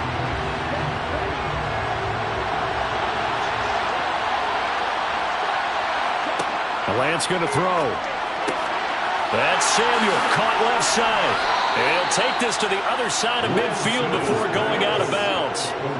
Lance finding Debo there for the Niner first. I don't care how many times we see it. I still get a kick out of watching quarterbacks and receivers do the pass tree in pregame warm-up. But I always remember that when we go to practices, we see that after practices as well. They really tune it up, don't they? They tune it up. They know why they do it for these situations. 1st down. And they build that trust, and that's why they're able to find him in this type of a situation.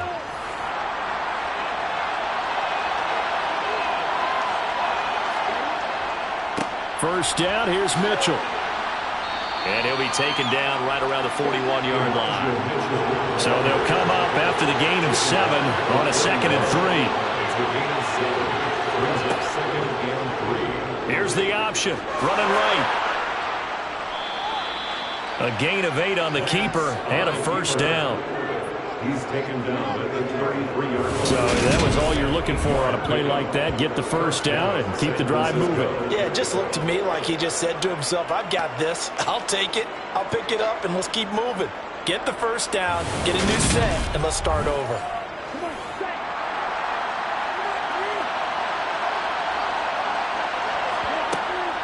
They run over center with Mitchell.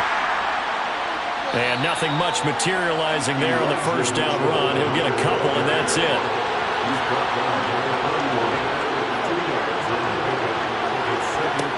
From the 31, Lance. he lets this one fly toward the back of the end zone. Toward the back corner of the end zone, but he could not get the feet down. This will wind up incomplete. To throw, it's Lance. Over the middle, the catch made by Mitchell. And they're going to mark him down short, maybe by about a yard, if that. Let's go to completion there for 7 yards. And it'll be 4th down. A short gain that doesn't get him the 1st down brings up a 4th down situation. Really nice job defensively. They knew where the sticks were. They got the stop before.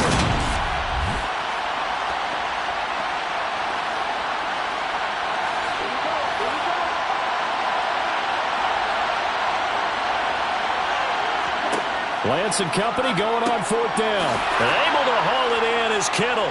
And he's going to be marked down just outside the 10. Well, the field goal attempt was well in hand. They had that, but they decided to go for it anyway. Extreme confidence, it looks like. Yeah, but I bet the defense is going to remember this one, right? They kind of rubbed their nose in it. So this drive going to continue following the conversion on 4th. Here's 1st and 10. Now they'll run the option to the short side left. And he'll take this one inside the 10 down to the 8. The ball on the 8 still could get a 1st down technically. 2nd and 7. On second down, here's Mitchell. And across the chalk, into the end zone. It's a 49er touchdown. Elijah Mitchell. An 8-yard touchdown run.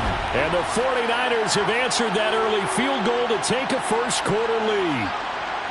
That almost looked too easy, and I think thanks goes to the offensive line for making it look easy. Yeah, I agree with you totally on that one. I'm not sure how much everyone understands the preparations that go into a game for an offensive line, because there's a reason that running backs and quarterbacks give them big gifts at the end of the season after a big year. The consistency and the continuity it takes to know each other and execute their blocks is pretty impressive. After the touchdown, it's Robbie Gould now to kick it away. Nwangu now from his end zone.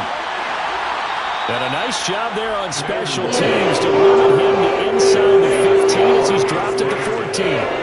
The Vikings ready to go again on offense. The defense got the better of them last series, forcing a punt. See if they make a few changes in the game plan here and try to get points out of this drive. 1st and 10. Murray now on first down. Throw left side complete. That's Cook.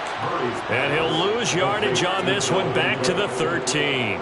He was unable to shake free there. They'll cover him for a loss of a yard. It looked like the defense, they were ready for that one. Really left him almost no room to work after catching the ball. He could throw every move in the book at him.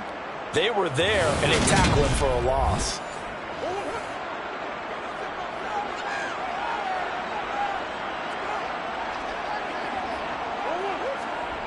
They fake the handoff. Now Murray. Dalvin Cook now catches on back-to-back plays. And out of bounds across the 15-yard line. It's a gain of 6. Brings up 3rd. Here's Murray as he sets to throw it. Escaping the pressure right. And complete right side to Cook. And we're going to stop play here, at least momentarily. It looks like there is a 49er who's in some discomfort. Boy, you hate to see this before the regular season even begins. And we'll take a break and come back. More preseason action in a moment. The Vikings send out their punter as he'll kick it away for the second time.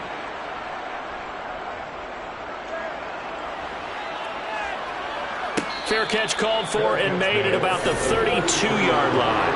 The 49er offense set to get this drive underway. The offense running out, and they are charged up, ready to go after reaching the end zone on their last drive. And normally I'd warn against getting complacent just because they scored the last time out. But I don't think there's any worries with this group right now. This is a hungry group, and they want to keep building off of their last drive. Now they just want the officials to hurry up and place the ball so they can snap it and get back to work. The 49ers with the football here to begin the second quarter, as they've got it second down and 12. And Lance again going to keep it. And he'll be limited to a short gain up to about the 34-yard line.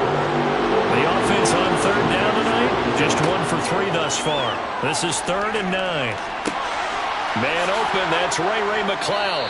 And he has a big gain inside the 40 before being dropped. Well, that's one way to convert on third down, picking up 26 yards. That's a play that will likely be forgotten when you talk about big moments in this game. But plays like this are critical to keep drives going. And if points result, we'll call this play significant. From Viking territory now, they'll come up 1st and 10 at the 39-yard line. And Lance now to throw. And his throw's going to be incomplete. So now 2nd and 10 after the incompletion on first down. Lance looking to throw it. Into heavy traffic, and it's intercepted. And the Vikings will have the football as this is taken up past the 30. Well, this had trouble written all over from the start. He's got 2 extra defensive backs in the game he's got to deal with. They're in a dime set. So everywhere he's looking, he's seeing a different colored jersey. And sure enough, this one winds up being intercepted. And the Vikings now heading onto the field. It's been very much a slow start for them. 3 drives and just the 3-point seeding. Yeah, if you're into the points per drive ratio, that answer is 1. And that's not going to get it done in a ball game. They've got to find a way to finish these drives in end zones not having balls go through goalposts. And we're going to stop play here, at least momentarily. It looks like there is a 49er who's in some discomfort. Well, injury's never good, especially here in the preseason. Hopefully nothing serious. They'll take a look at him, and we'll step aside for a moment.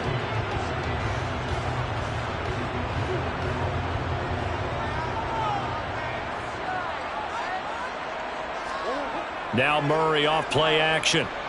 And the Niners get there and bring him down. Nick Bosa, that is now 2 sacks for him here in this first half. He continues, Charles, to be under constant pressure, and these sacks, they're starting to pile up. And if they want to have a realistic chance in this one, they've got to change their blocking assignments. They've got to do a better job to keep him upright. If he's going to be on the deck constantly, they've got no chance to win this game. Murray now. And unable to connect. Incomplete. I'll give them credit. They took their shot, but it's going to bring up 4th down. He's been a busy man here in this first half as he gets it away. Fielded at about the 28. That'll go as a 39-yard punt. Give him 9 on the return. And the Niners will go on offense. 1st and 10. And San Francisco gets set to go here. And we'll see if they can bounce back from that last drive, in particular, if they can bounce back at the quarterback position, Charles, after throwing their first interception of the ballgame. Yeah, and some guys, you know they're going to want to try and get a big play right away. Oh, Lance has it knocked free. The ball is loose. And this belongs to the Vikings. And they'll start with great field position at the 41-yard line.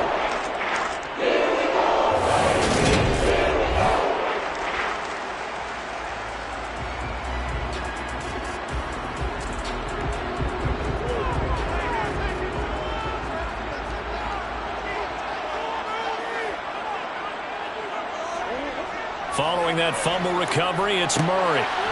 It's a short one here, complete to his tight end.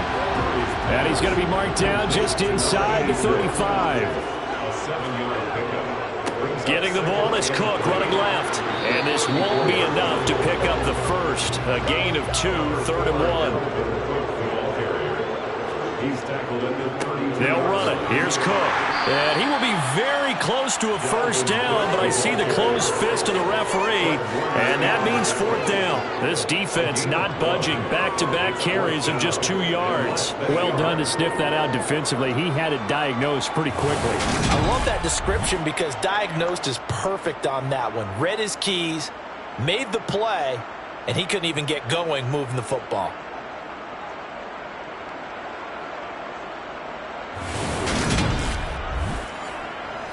Here's Greg Joseph now to try the field goal. He hit his first. Now this one from 48 yards away.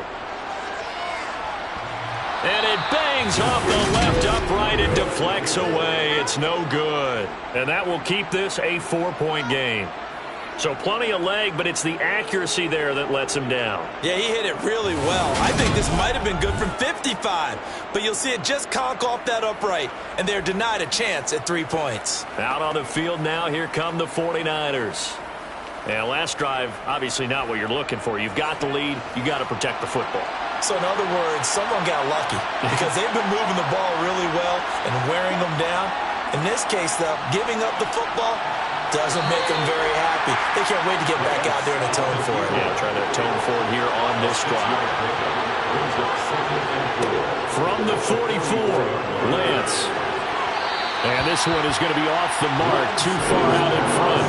Now they face a 3rd down and 4 after that incompletion on 2nd down. Here's Lance. Now Lance unable to escape, and down he goes.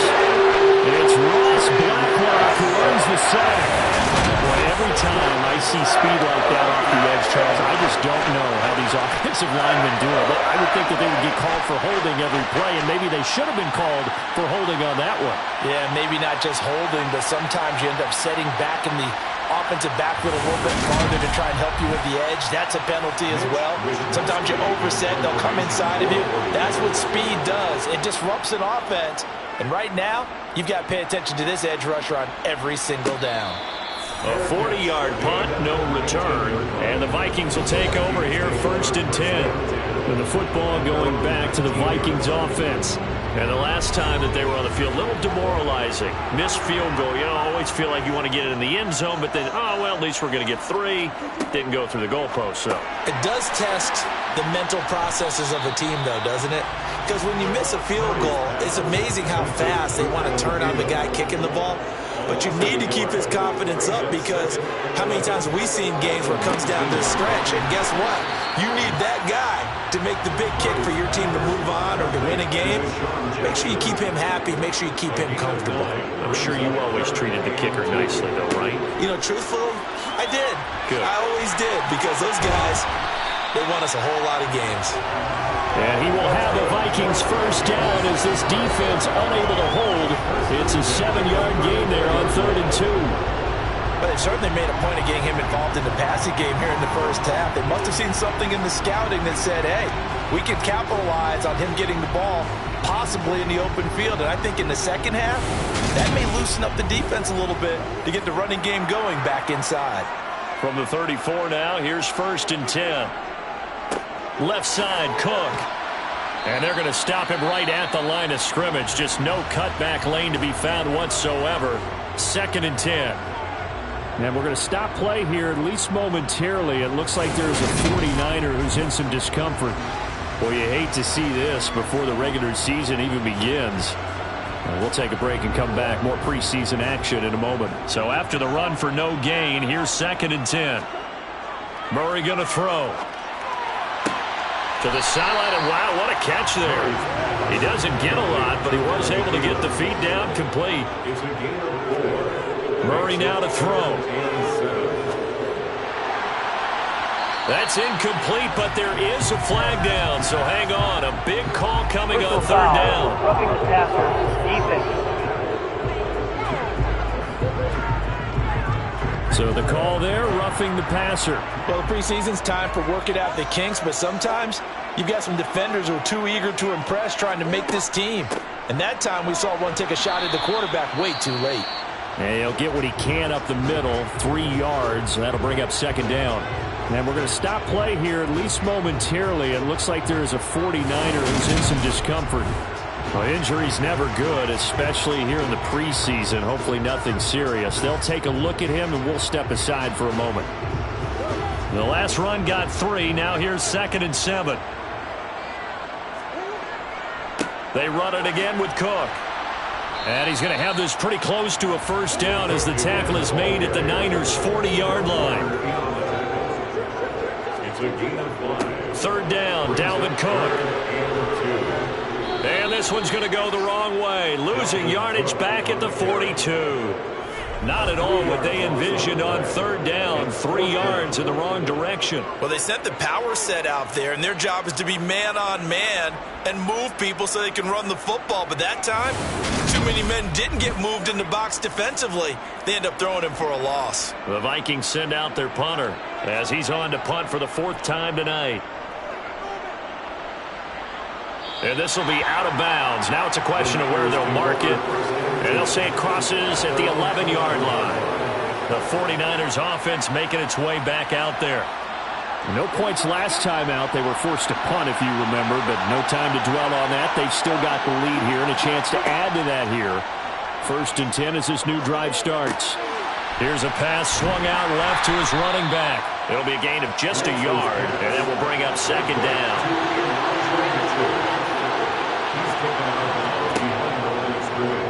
Lance going to hold on to it. And he's going to lose yardage here back to the 12-yard line. The offense on 3rd down tonight, 2 for 5 to this point. This is 3rd and 10. Throwing now is Lance. And that is incomplete. Here's Mitch Wishnowsky now.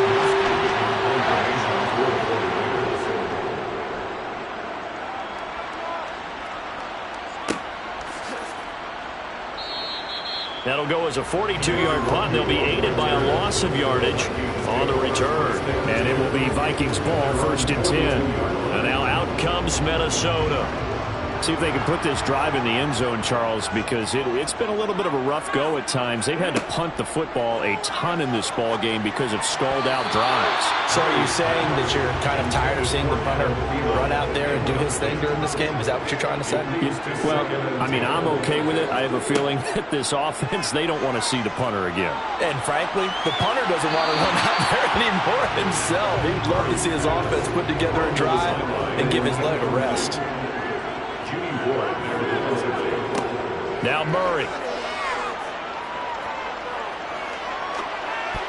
This one incomplete. Probably should have been picked. A little nonchalant with a throw to the safety valve, but it's 4th down. The Vikings send out their punter as he'll come on for his 5th kick of the night.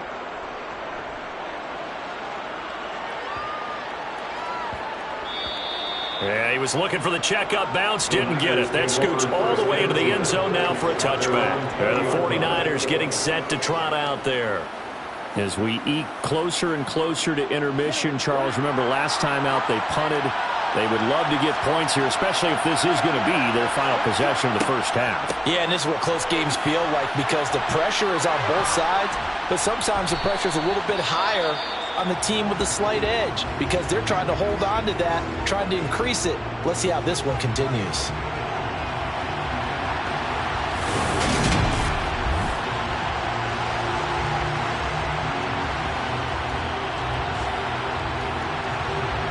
The previous run, good for 9. Here's 2nd and a yard.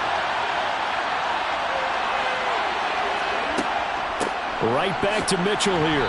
And this time not as successful as he'll get back to the line of scrimmage and no more.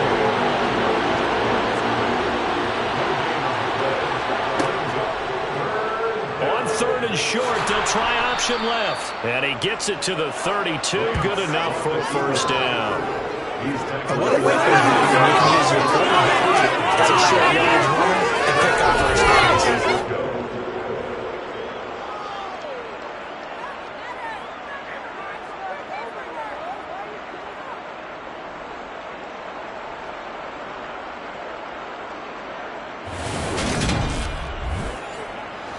From the 32 now, here's 1st and 10. Now Lance. Able to complete this one to McLeod. And he's corralled at the 40, but not before picking up 8. 2 minutes to play in this first half. 7-3, our score.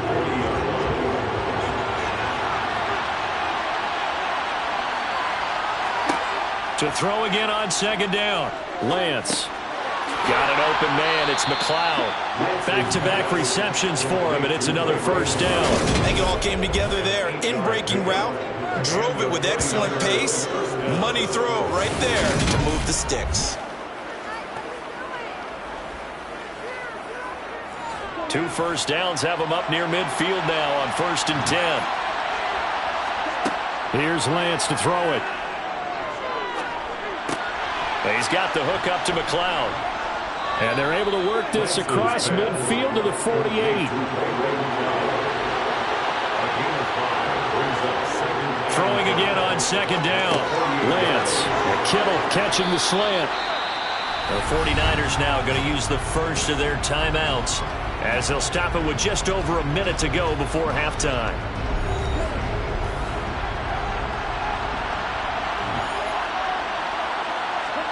Now Lance again. He's going to let this go. Back of the end zone. It's incomplete. Took a shot, couldn't connect.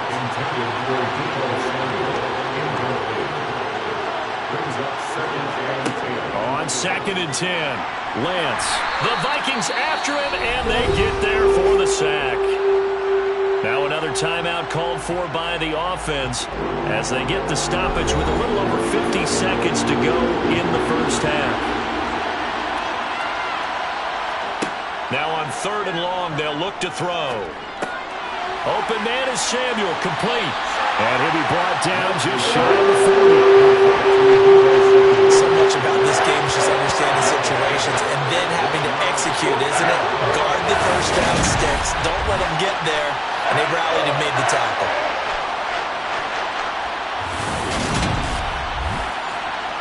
So now they're going to send out the field goal unit to, as they say, fire away from long distance. So this will be spotted on the midfield logo. It's a 58-yard attempt.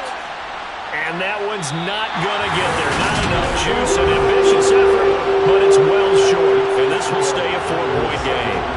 One of the few things that hasn't gone right in this first half. They had a chance there for late points, but this one winds up off the mark.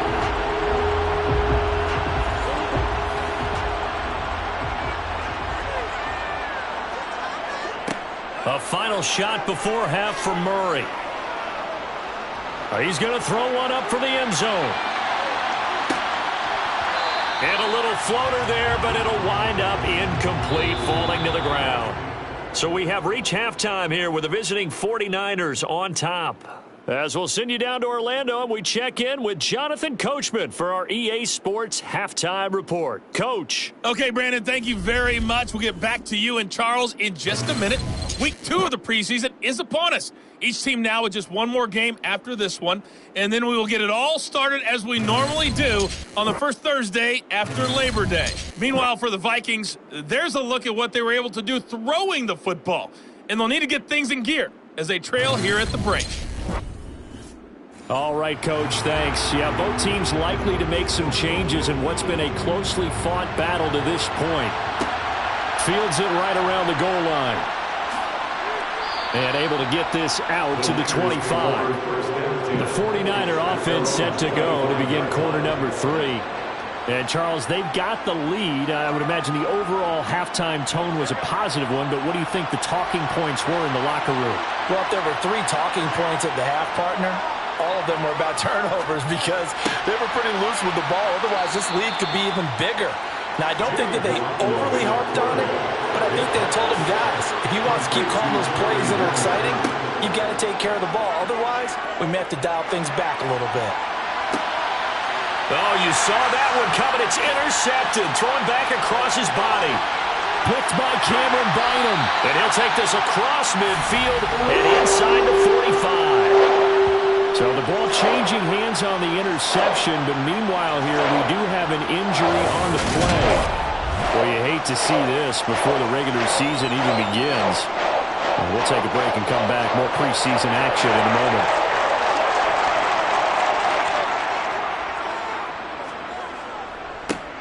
They'll go Madison up the middle. Just what you want on a first down run. Call it 8 yards, and it's 2nd and 2. 8 yards on the pickup. Brings up 2nd and 2. Going to run with Madison again, and he gets it down to the 32. 4 yards the pickup, first down. Not too many more ideal situations at 2nd and 2 in order to try and pick up a first down. They ran it and picked it up. From the 32 now, here's 1st and 10. A first throw for the backup, Rosen. And to the left side here, Wilson. And he's going to get this down near the 25. 2nd and 3, and they trail 7-3, but getting close to changing that. And his defense hoping to limit them to a field goal to preserve the lead. A throw there, but that's going to wind up incomplete. So the incomplete pass on the last play, and that leads us to a 3rd and 3. To throw is Rosen. Open man is Osborne. He's got it. And he will have the Vikings first down as they're able to get the 3rd down conversion. We use the term pitch and catch a lot to denote an easy completion. We just saw one right there on 3rd and 3 to pick up the first down. Why are those so tough to defend? Just because they hit so quickly? Yeah, it's all about timing and confidence. Quarterback sees it, rips it, there you go. Still in search of their first touchdown of the game, but they're on the move. 1st and 10. Draw play, Madison. They juked him and stopped a few yards shy of the goal line at the 3. The pickup goes for 13 and sets him up 1st and goal. We don't talk about it very often, but sometimes there's a dip in intensity when you start the second half, which can manifest itself in some sloppy tackling. And how about right there? He ran right through that weak tackle attempt. And they've got 3 tight ends here on 1st and goal to add some extra mass. And they'll turn to the power game to try to get in. And he tries to power forward, but he will not get back to the line of scrimmage. That's going to go as a loss of a yard, and it'll be second down. After a play like that, there should be congratulations all the way around, I think, because if you can stop a big fullback like that, that's not easily done. Yeah, he does not go down easily. You're right, but he did there. On second down, this is Madison. And he's going to press this one forward as they stop him right around the 1. Stop short of the goal line. Again, Madison. And he'll get in. Touchdown, Minnesota. Alexander Madison taking it in from a yard out. And the Vikings have taken the lead here in this third quarter. So they brought the extra bulk in down on the 1-yard line, and they're able to push this one across. Yeah, I can just see your face right now because I know we're mind melding on this one. Coach Madden would love this. Power football, hat on a hat, chest to chest, driving forward, touchdown. Joseph connects on the extra point. And the lead is now 10-7. So that drive consumes 9 plays all told. And it was capped off by a touchdown scamper from Alexander Madison. Now Joseph tees it up to kick off following the touchdown. Taken in at the 3. And he takes this near the 25. Just a little pass there. Call it the 26. The 49ers offense now, they get set to head back on the field. Here comes another drive from this unit, and Charles, they're coming off a costly mistake on the last possession, an interception in a game that is very close right now. Well, as we know, they all sting no matter what the situation, but in a one-possession game, that'll hurt a little bit more, but this is an excellent opportunity to make up for it on this drive. I just don't expect them to try and take huge gambles to make up that momentum in a hurry. From the shotgun now, here's an inside give. It's a 4-yard pickup there, and it leaves him with 3rd and 5. To throw is Garoppolo. And he fires one that's intercepted. Andrew Booth picks it off. Pass interference. Defense.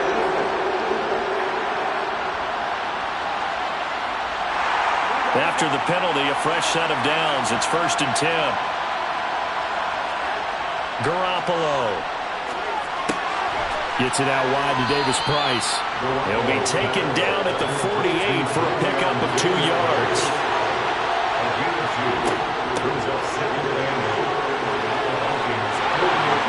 Room here to run. And he takes this just a few yards shy of the red zone before going out. That one good for 26 and a 1st down. How about that there? No frills, no additives, right? Nothing crazy. Just find a way to pick up the 1st down. A nice run right there.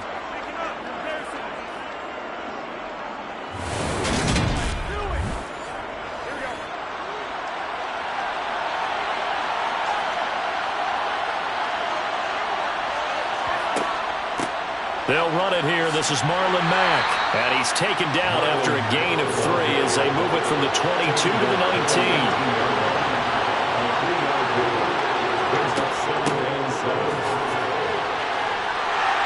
And they'll work this down to the 15 for a pickup of 4. They'll come to the line, needing only 2 yards to gain the 1st here. They'll try and run for this with Mack. He needed 3. He got 2. Now that will set up an interesting situation here on 4th and a yard. And the big fella stuffed that one up in a big way. I think doubling him has to be a priority because you can't move up to the next level if you don't take care of him first.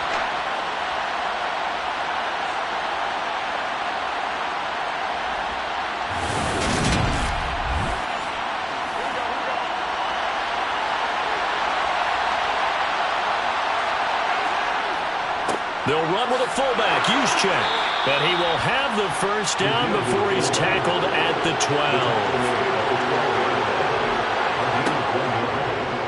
And right side, they're going to go option here. And he goes backwards here, losing yardage back to the 16. It was Harrison Smith there up from his safety spot to make the play behind the line. Not a lot of success to be found there. Oh, you got that right, partner, because if you're trying to make guys miss about 10 yards or so downfield, that's a pretty good play. But if you've got to do it in your own backfield, I consider that a problem. That doesn't work too well. Now on 2nd and 13. Garoppolo. He dumps this off to Mack. And they're going to be set up now with the ball at the 13-yard line. Throwing is Garoppolo on third down. And the throw there going to be incomplete. So Garoppolo off. Coming on is the veteran Robbie Gould for the 49er field goal. From the right hash here, should be an easy one. The kick by Gould is good, and that will knot us up at 10. So the defense able to force the interception, and the offense working their way into field goal range and able to get 3 out of it. Yeah, and give them credit for that. They took the ball, maneuvered it downfield, and while they couldn't get exactly what they wanted, which was a touchdown, they did get 3 points out of it, so they paid off what the defense gave them. Both sides would be thrilled with that. All level now at 10 apiece as the kick's away. Fielded just outside the goal line. And he'll take it a yard or so past the 20, call it the 21. The Vikings offense now, they get ready to head back on the field. Now this game, it has obviously been all about the defense on both sides of the football. Which offense is going to break through here? We'll see if they can do it on this drive. They'll start on the ground with Madison. And he'll get this up to the 34-yard line. 43 yards rushing for him now on just 6 carries to this point. That's pretty much meat and potatoes right there, wasn't it? Just go right at him and let your big horse charge up the middle. Not too fancy there, was it? Nothing fancy at all, challenging that defense. And on that go-around, the offense won the challenge. They'll look to throw on first down with Josh Rosen. Caught by Wilson. A good gain on first. Has him set up with second and just a couple of inches now from the 29. On the handoff, it's Madison. And some pretty strong running there as he'll take this across the 50 and down to the 44. 12 yards there. First down, Vikings. That was good tough running right up the middle. If the defense can't penetrate and make him slow his pace or change direction, that's often the end result.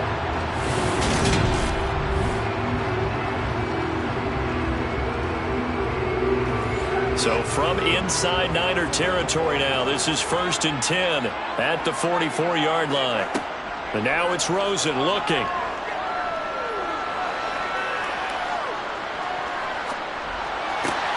And that's taken in. It's B.C. Johnson. And he goes down, but not before getting this inside the 25. A good pickup there, 21 yards. That was a fun one to watch right there. A nice in-breaking route and plenty of room in the middle of the field.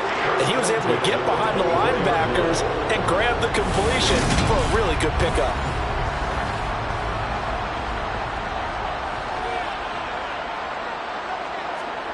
On play action, Rosen. That's going to be complete on the sideline, but, you know, that throw left him no room to run, and the good footwork nearly all for naught. Looking to throw again on second down. Rosen. And his throw here is going to be incomplete. 7th play of the drive upcoming here on 3rd and 6. Now it's Rosen. And he's going to be taken down here. A sack back at the 32. Samson Abuka drops him for a loss of 12, and it also brings up 4th down. And this dominant defensive performance continued on that play. This poor quarterback has not received the protection he needs and has had to pick himself up off the turf far too often.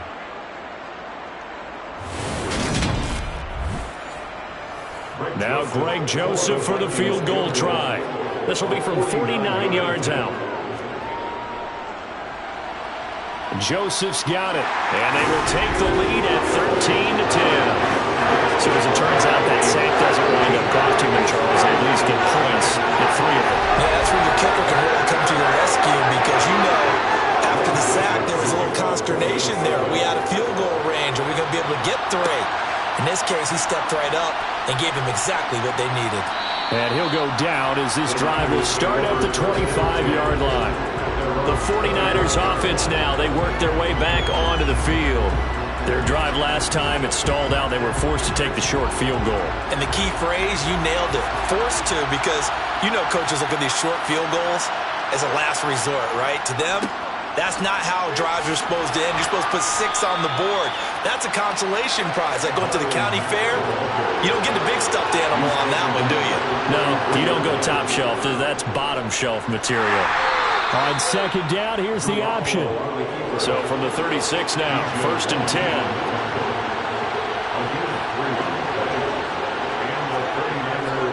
A give, running right is Mack.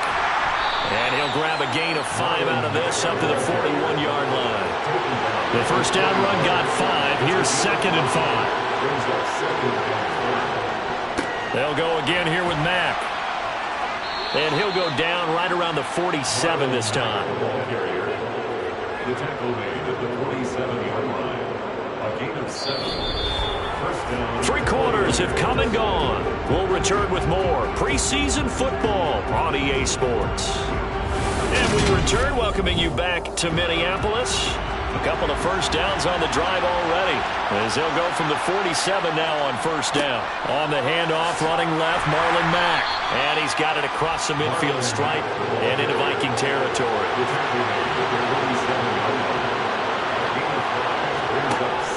On second down, here's a run with Mack. And this time he's able to take it down to the 42. 6 yards the pickup, and that's a first down. That's a good, nice, crisp run for a first down. I wonder if the defense might have been loosened up a little bit, maybe anticipating a pass instead of the run that they got.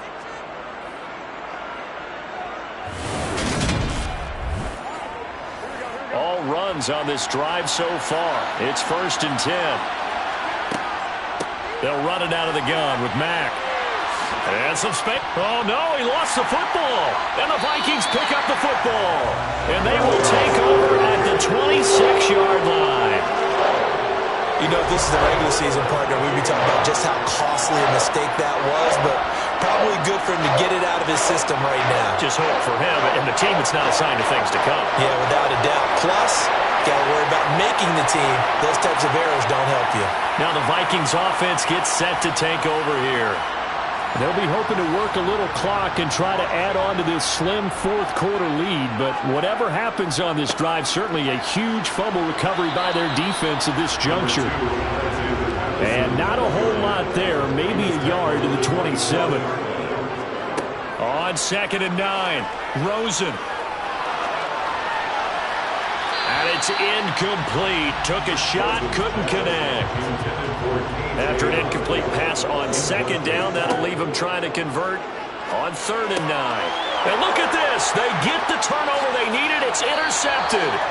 Picked up by Diamador Lenore. And the return will stop right around the 25. A seismic shift in momentum here in the fourth quarter. That's the break that the defense needed. And you know as well as I do, people are going to question the play call in that situation. Sometimes you have to question the execution, not necessarily the call. And in this case, those defenders found a way to give their team a chance. The 49er offense now making their way out onto the field. A golden opportunity for them now following the interception. They need to try to at least get 3. Obviously, a touchdown puts them in a much more... Oh, no, he lost the football. And the Vikings pick up the football. And his guys are going to get the football at the 23-yard line. Whenever I see a team turning over on back-to-back drives, fumbles on their last 2, I know one person's blood pressure who is starting to rise, and that's the head coach. Absolutely. And when's it going to go down? When they stop fumbling? When they stop fumbling and after he's assessed the game film, and only if they manage to win the game.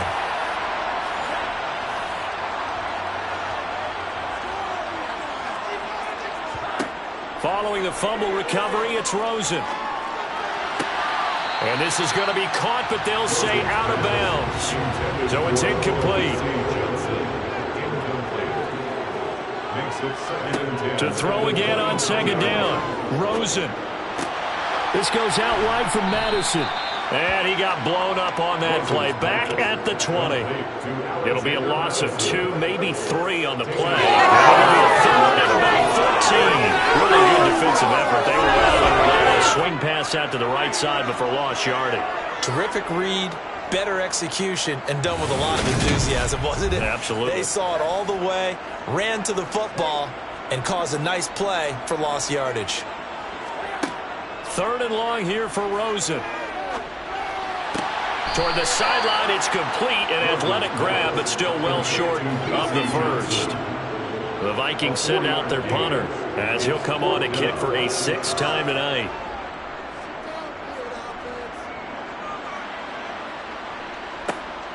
Taken from just outside the 30. It's a return of 4 following a 42-yard punt. And out will come the offense as they take over. Now the 49ers settling in for their next drive.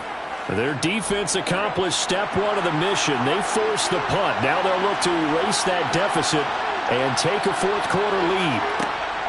On 1st down, Garoppolo. And this one is incomplete. Here's 2nd and 10 now from the 35.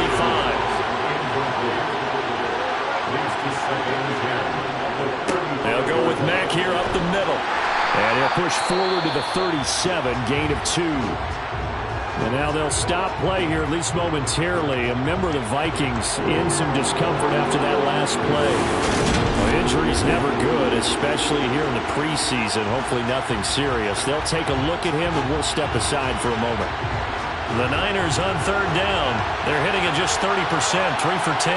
This is 3rd and 8. Looking to throw, Garoppolo. And that's going to be too high, out of bounds and incomplete. Here comes the 49ers punter down as he's on to kick it away. Fair catch signaled for and taken at about the 15-yard line.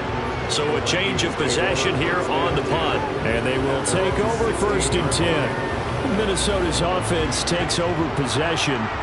Their defense got the stop, forced the punt, and now you really start to monitor the clock as they nurse this slim lead. Now the pressure comes and he goes down. Just inside the 10, back at the 9. Samson Ebukam, his 2nd sack of the night. This is a little hard for me to compute because I'm watching sack after sack happen, but somehow they're still behind in the game. I would expect all of this defensive pressure to translate to them taking a lead. Thus far, it hasn't happened. Time's winding down. They don't want to waste this type of performance from these ace pass rushers. Here's Madison running left. And nothing doing here as this time the run maybe gets him back to the line of scrimmage, but that's it.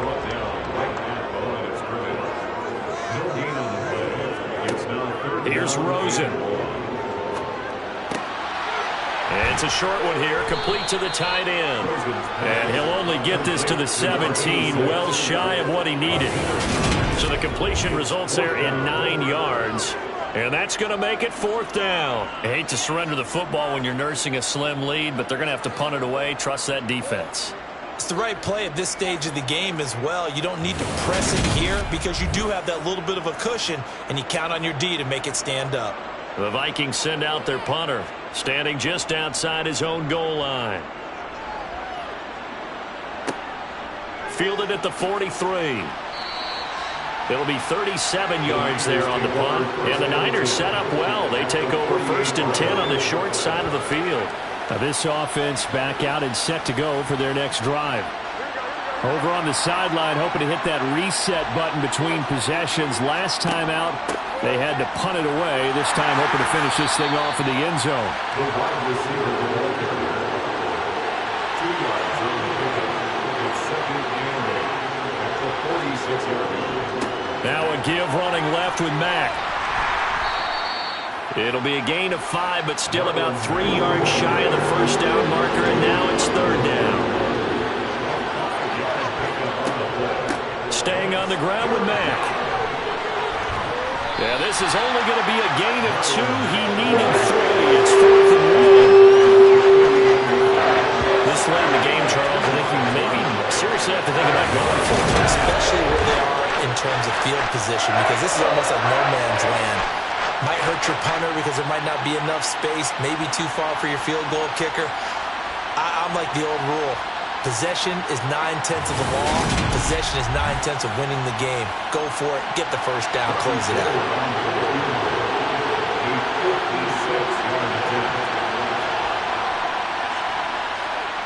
And this one is no good. He missed it. And instead of tying it up, they'll remain down by 3.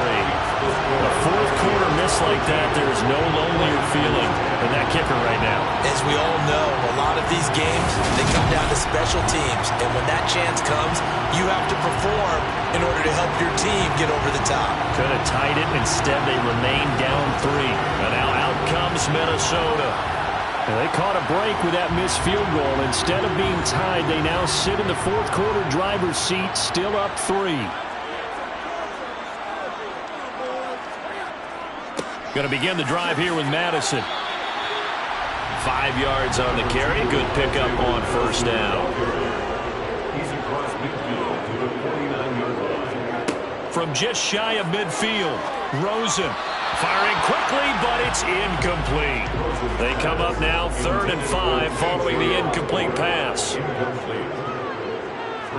Now Rosen looking to throw. Oh, he's going up top for Wilson. And look at this. They get the turnover they needed. It's intercepted. Picked up by Ambry Thomas. And the 49ers are right back in this football game.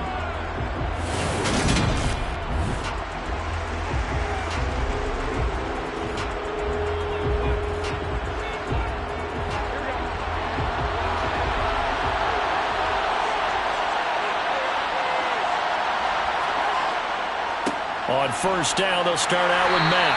And he'll take this ahead for about 4. Second down coming up.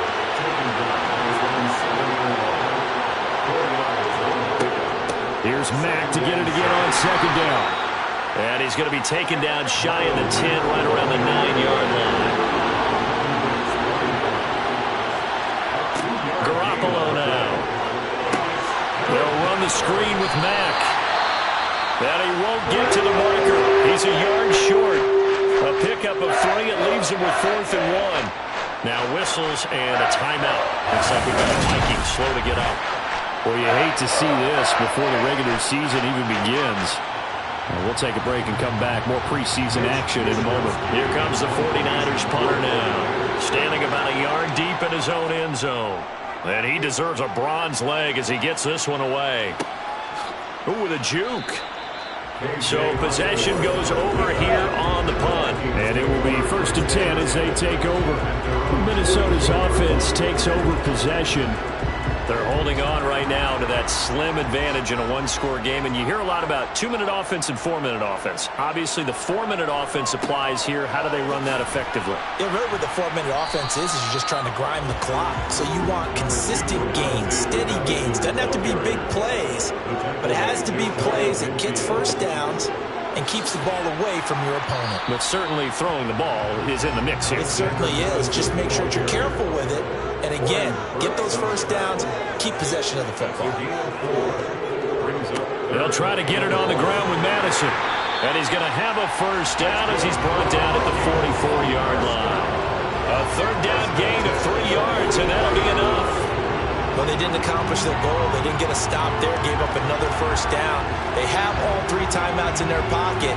I think defensively, you've got to start thinking about using them here. I was just going to ask you at what point you think now's the go time? I think now's the go time. I don't think you sit back and wait because they can take a lot of time off the clock between plays and run 3 to 4 and really put you in a stressful spot.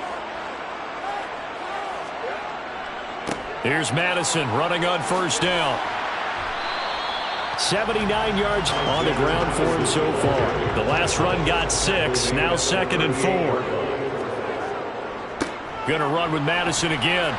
And tough sledding. He'll get maybe a yard. Stop short of the 35. As big of a play as we've had in this one so far. This is 3rd and 3. Here's Rosen to throw. Looking left side, and he's got a man. That's Osborne. And he will have a Vikings first down as they're able to get the 3rd down conversion. A little football 101 there. You just see the receiver try to run down the defender, meaning he goes right at him and really trying to move him a little bit towards the center of the field so he can put his foot in the ground and break to the out, to the sideline, and make a catch. 3 points separating these two sides with 2 minutes left to go in the 4th. So the Vikings in possession of the football as we get you reset.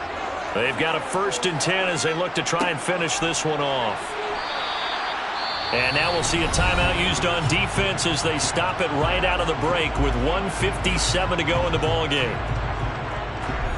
Now remember, no overtime here in preseason. This offense hoping that's a moot issue as they try to finish this one off. And this carry not as productive. He's swallowed up at the line of scrimmage. Now San Francisco going to call their 2nd timeout. That'll leave them with just 1 remaining in this 4th quarter of play. They'll break the huddle and come up on the 9th play of this drive, needing 5 yards on 3rd down. Rosen to throw. And that will be incomplete. So now one of the biggest kicks of the night is forthcoming. This to swell the lead to 6.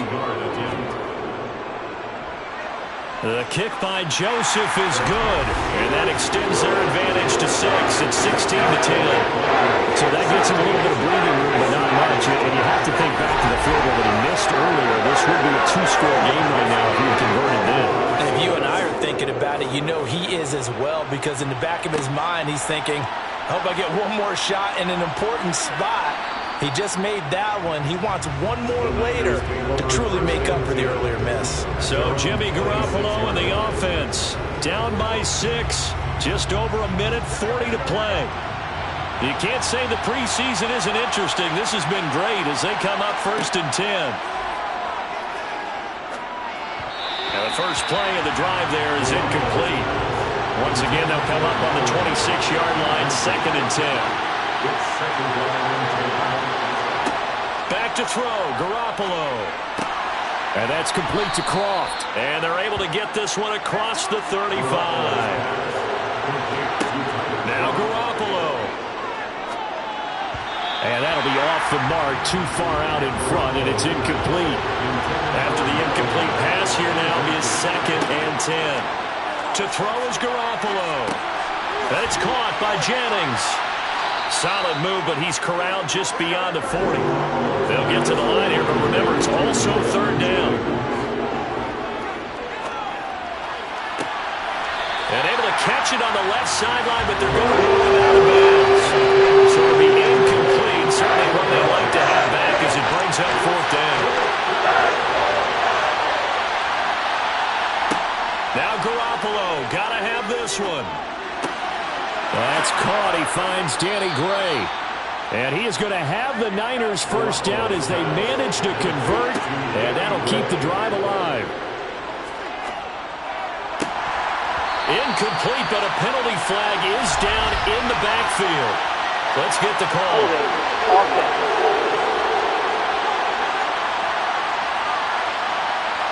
So following the hold, they're in a bit of a hole here with a 1st and 20. Garoppolo to throw. Into the hands of his running back, Marlon Mack.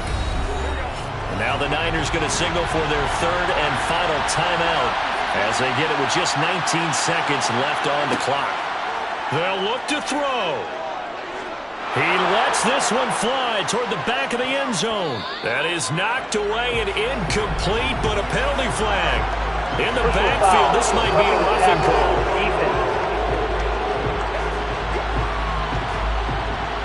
Charles, they're trying to protect this lead late. Those are the types of mistakes they can afford to go without. But the last thing you want to give them is help in completing a comeback, which is exactly what that penalty does. Now, meanwhile, a pass that should have been intercepted, but it winds up falling incomplete. He's back to throw. Going for it all. And this is incomplete. So no miracles here on the final play. And this ball game is over. It all came down to one final jump ball in the Hail Mary. But part of the defense was ready and will force it to be incomplete. Ball game over. Well, let's face it, everybody wants to whip the ball in closer and take a more high percentage pass to try and tie the game. But the Hail Mary, that's what they had to work with. And now they're just hoping that their jumpers can get up higher and are stronger than the defenders. Not the case in this instance. They end up losing the game.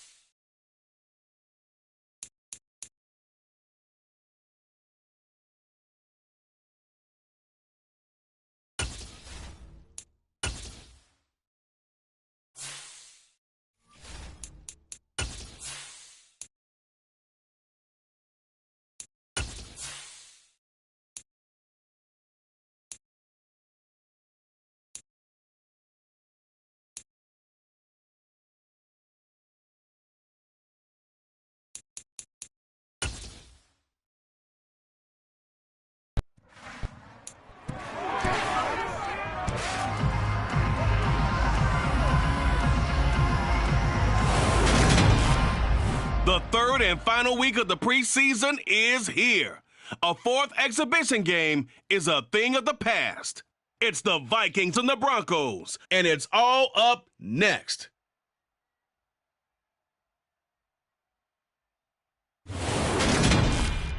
EA Sports coverage of the NFL has us at the foot of the Rockies, just west of downtown Denver at Empower Field at Mile High. Tonight, it's a preseason matchup between the Minnesota Vikings and the Denver Broncos.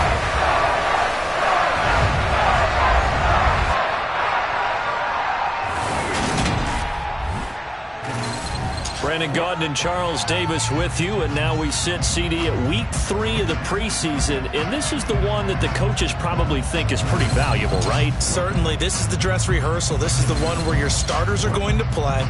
You might even game plan a little bit more than you do with a normal preseason game, and then you've got to decide, do you bring them back after halftime and get them going again in the third quarter so they're ready to go when the regular season begins?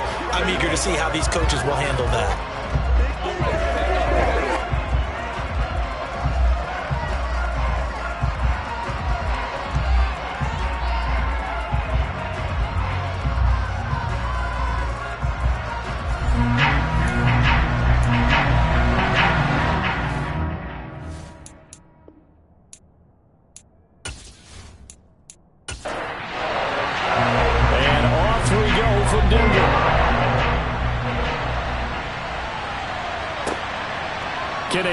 Now out of his end zone.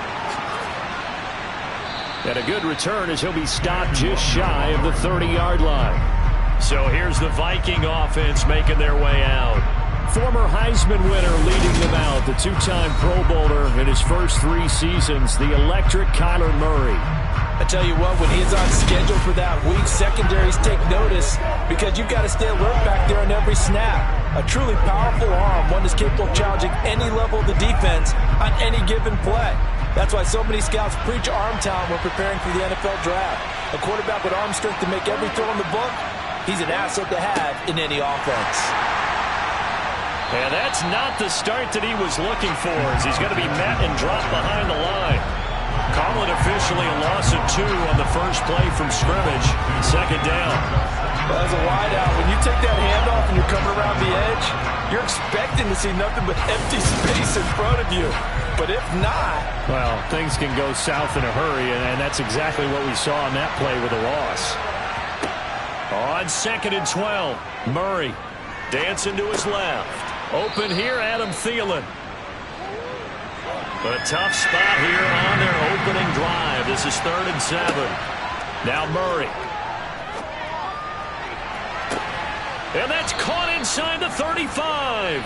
And he'll be out just a yard or 2 shy of the 30. And that goes as a gain of 37 on 3rd down. We expected this defense to be tested by this passing game coming into this one.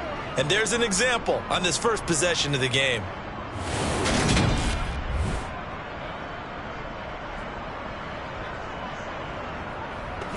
So the big play changes the complexion of things. Here's 1st and 10 just outside the 30. Here's Murray. And he rifles one incomplete. Line of scrimmage, the 31 as they line up 2nd and 10. Murray going to throw. And this one's incomplete. This offense was on the move. Now 2 straight incompletions have them looking at 3rd and 10. Now Murray again. Nowhere to turn here, and he's going to go down. Back at about the 37-yard line. Multiple players combined for their team's first sack of the game. Pressure can come from all over when you're plotting a defensive strategy. On that particular play, it just came from the outside.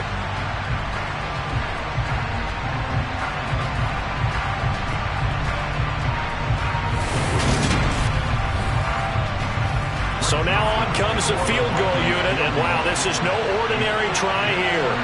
This from 54 yards away. And he's going to miss this one. Wide to the left from distance. It's no good, and this will remain a scoreless game. Well, that opening drive looked good for a moment there, but they'll wind up being turned away thanks to the missed field goal. And those especially hurt when you come into a game on the road. You're trying to get things to go your way early, and now you suffer a setback right out of the gate. Here's the Denver offense now as they get set to take over here. So after the missed long field goal attempt, this offense set up nicely at the 44-yard line. They'll start the drive with a run by Gordon. And he's got it across the midfield stripe and into Viking territory. Give him 9 on the carry that time, and they're set up with a 2nd and 1. Now, you often say that sort of opens the playbook now, 2nd and short. What do you think, early shot here? I like where you're going. Obviously, we've been together for a while because you know me. I want to take that shot early and loosen things up. A 2nd down pass play there, but it's incomplete. They tried to throw on 2nd down, unsuccessful. Now it's 3rd and 1. They'll try and run it. Here's Gordon. And he'll be touched out here, but not before he does pick up the first. Give him 3 yards and a fresh set of downs.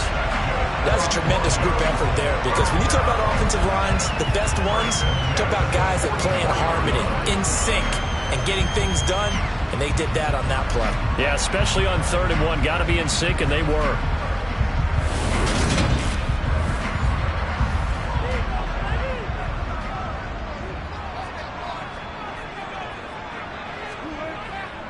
They go back to Gordon here on 1st down. He takes this for about 6 down inside the 40. 6 yards on that last play. Here's 2nd and 4. Throwing is Wilson. Throw to the right here to Gordon. And they're going to get this down to about the 37. Coming up here looking for 3 yards to pick up the first. On 3rd down, this is Melvin Gordon.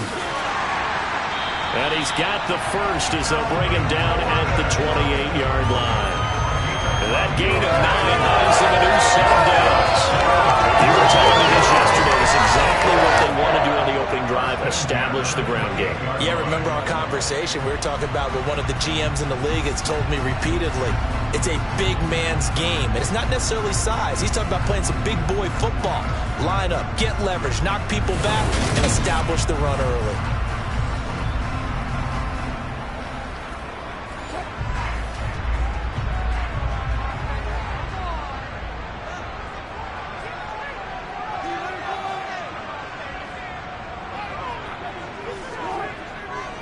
Now Gordon on 1st down.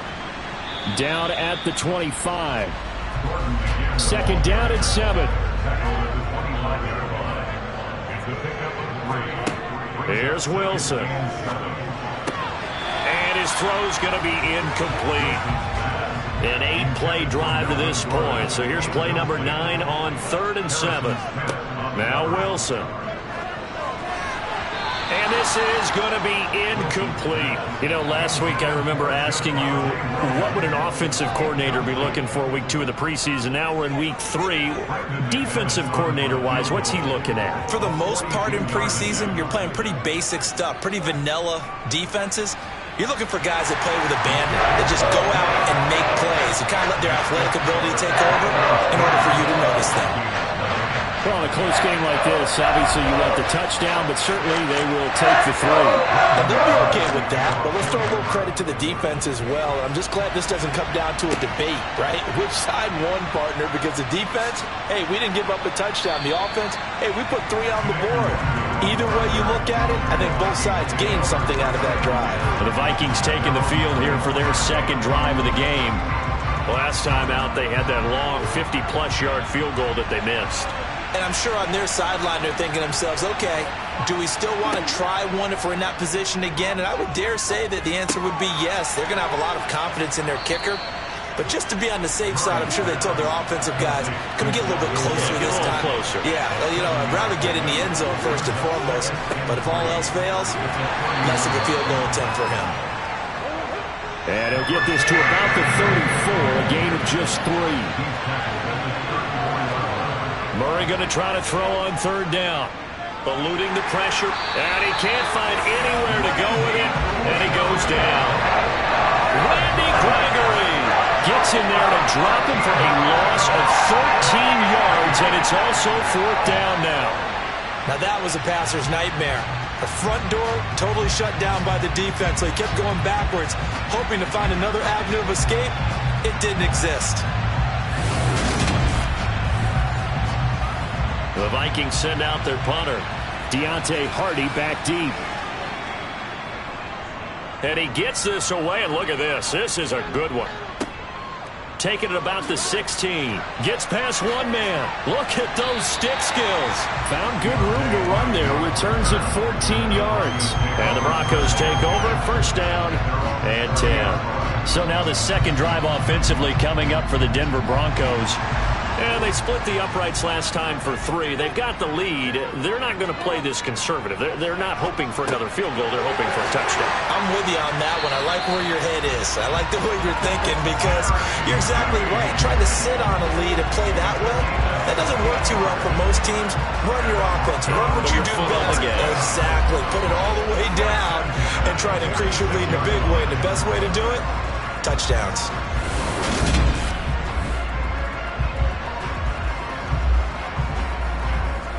A big hitter to start the drive has him up near midfield here for first and 10. A first carry now. This is Williams. And they string that play out nicely. He stopped before he can turn upfield. No gain, second down. And now they'll stop play here, at least momentarily. A member of the Vikings in some discomfort after that last play. Well, injury's never good, especially here in the preseason. Hopefully nothing serious. They'll take a look at him, and we'll step aside for a moment. Wilson. A quick throw there, going to be batted away and incomplete. They had the incomplete pass on second down. Now they need a big play here, third and 10. Here's Wilson. Man open, he's got it complete to Cortland Sutton.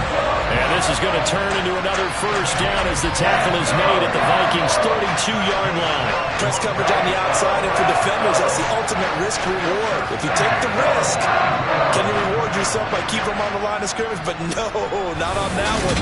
Got to step on him. Now it's just a matter of laying the ball out there for him to go get it. From Viking territory now, they'll come up first and 10 at the 32-yard line. Out quickly to Judy. And he's down into the red zone at the 16 after a gain of 16. First and 10. You can see the time and effort and thought that they put into their passing game because it was evident right there. It looks like a simple pitch and catch, but you and I both know that they have planned for this and worked hard to make it happen. They had to settle for 3 last drive, hoping this second go-around ends in 6. In good position, first and 10. And he stopped immediately there.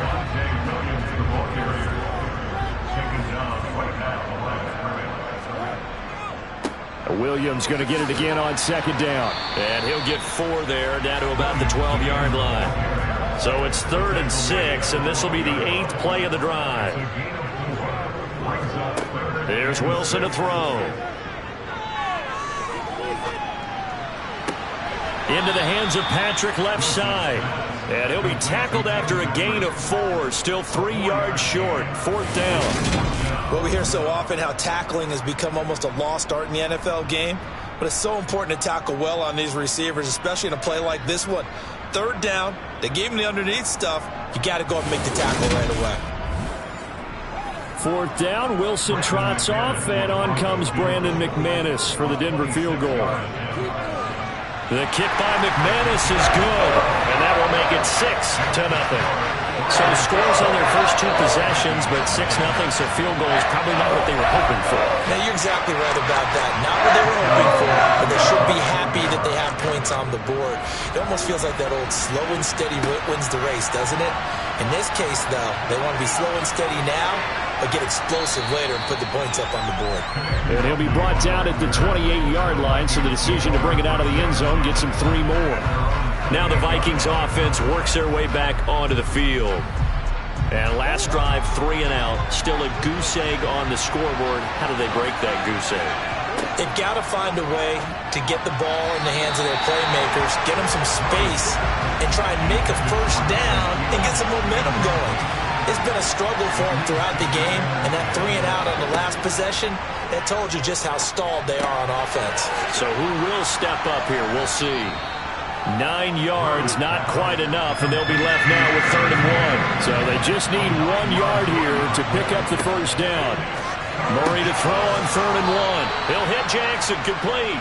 And he will have a Vikings first down as they're able to get the 3rd down conversion. And that one was a lot of fun right there because that was the game within the game.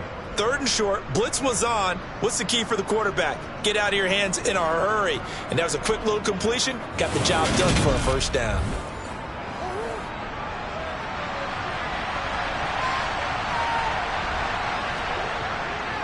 First down, here's the run with Cook. And he'll lose yardage here, back at the 41. He'll lose a yard there, and it's 2nd and 11. I like the strategy. Extra tight ends, extra beef. They want to run the football, but that means they probably want to run it inside. If you get strung out on the perimeter, you're in peril. Yeah, we saw the result, negative yardage. So after the loss of a yard, they'll look to push forward here on 2nd down and 11. Here's Cook again. And some nifty running here as he'll take this across midfield and down to the 47. 12 yards there, first down Vikings. Well, if they can execute the run-pass option like that, it puts the defense in a really, really tough spot. The running ability of Kyler Murray makes defensive coordinators and players crazy because essentially now you have an extra running back there. So if he keeps it, you've got a problem. If he hands it inside, you're probably not ready for it because you have all your focus back on number 1. And he's got this down a yard or 2 shy of the 40 before he's out of bounds. To throw again on 2nd down. Murray out of his hands quick to Jackson.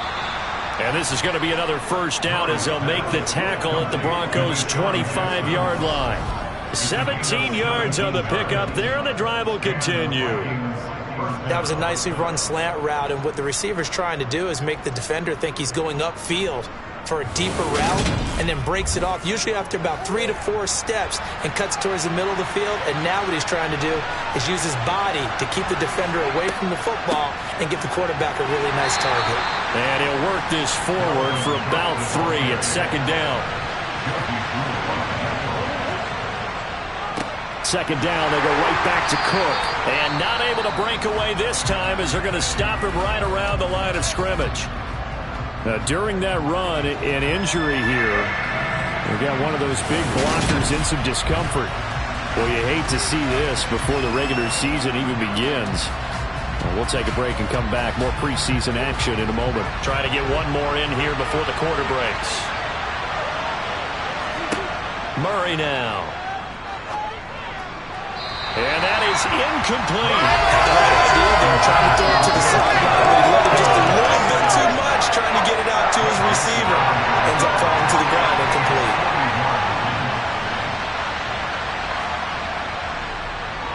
Joseph's got it. And that'll do it for the first quarter of play. 6-3 is our score after 1. It's the NFL on EA Sports. The Vikings with the football here to begin the second quarter. So all field goals so far, 6-3 our score as the kick is away. Fielded just outside the goal line. And he'll take it up past the 25 to the 26-yard line. A reminder, opening weekend definitely in sight now. Thursday, September 8th, that's when it all gets going. The defending champs, LA Rams, hosting the team that many think could win the AFC, the Buffalo Bills. Charles and I will be there, and then we got some great matchups on that Sunday as well.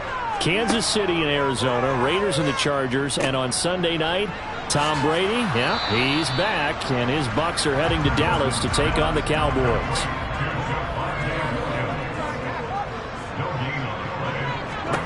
Throwing again on second down. Wilson, throw right side is going to be caught by Judy. The Broncos on third down. They've converted 3 out of 5 thus far. This is 3rd and 4. Now Wilson. And that is incomplete. On 4th down, Matt Araiza sent on to punt. And this is away. It's a high kick, and he got all of it. And that one hits a little too close to the goal line, and it continues into the end zone for a touchback. And now out comes Minnesota. And last time able to get 3. It's not what they wanted. They wanted 6, but they got at least something. They mustered something out of the drive. They'll take it. I like the way you've described it. Not ideal, but they'll take it. Anything to put some points on the board. But this time on offense, they don't even want to see the field goal kicker trot on the field. They want that ball in the end zone. Yeah, they'll be going for 6.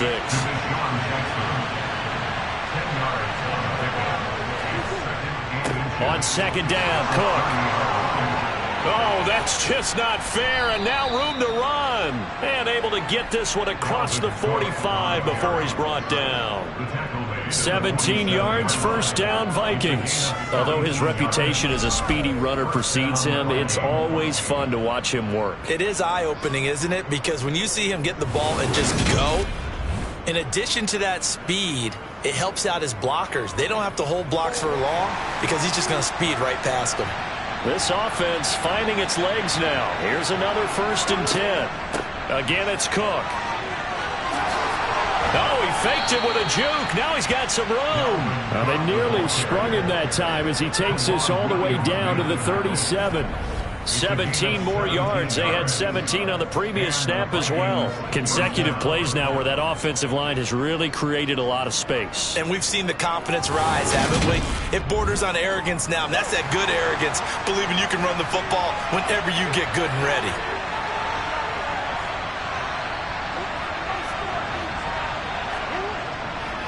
Up the middle, it's Cook. It's Kareem Jackson making the play defensively.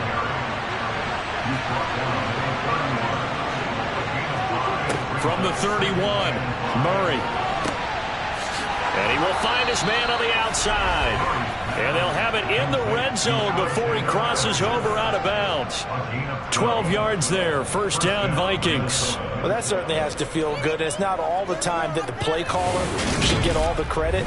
Sometimes I think in the huddle, the quarterback just says, hey, who's going to make a play for me? I just need something right here.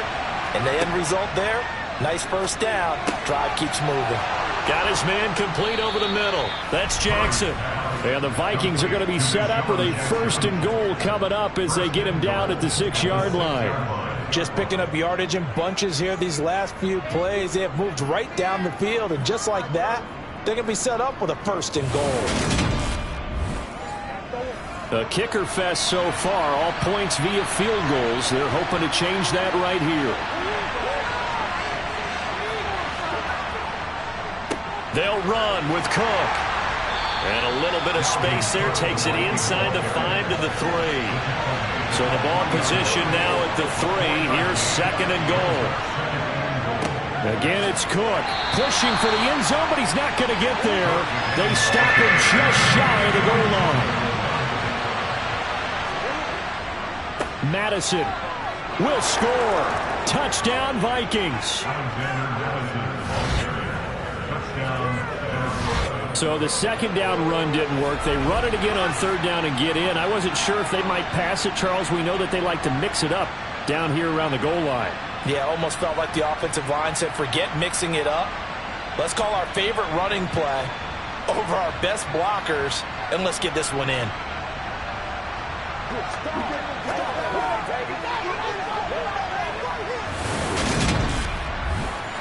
Greg Joseph on for the extra point.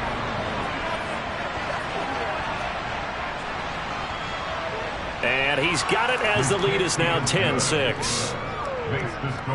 So that drive, 80 yards, 9 plays. And it was capped off by a touchdown scamper from Alexander Madison.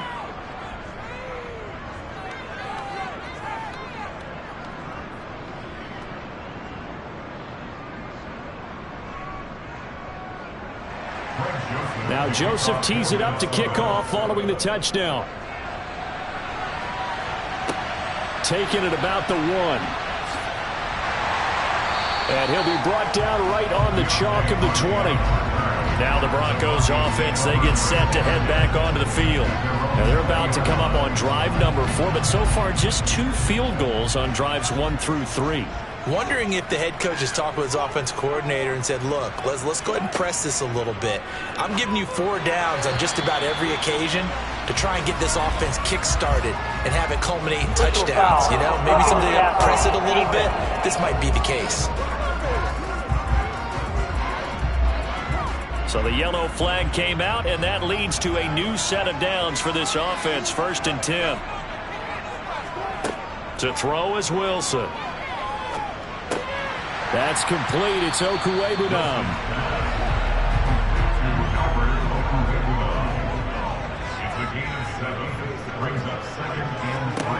Looking to throw again on 2nd down. Wilson steps away, and he's going to have to eat this one as down he goes.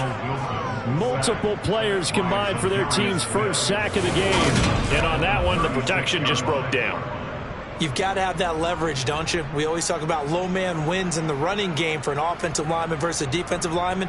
It's essentially the same thing in pass protection. Get lower than that defensive lineman so that you can keep your balance and keep him away from your guy trying to throw the football.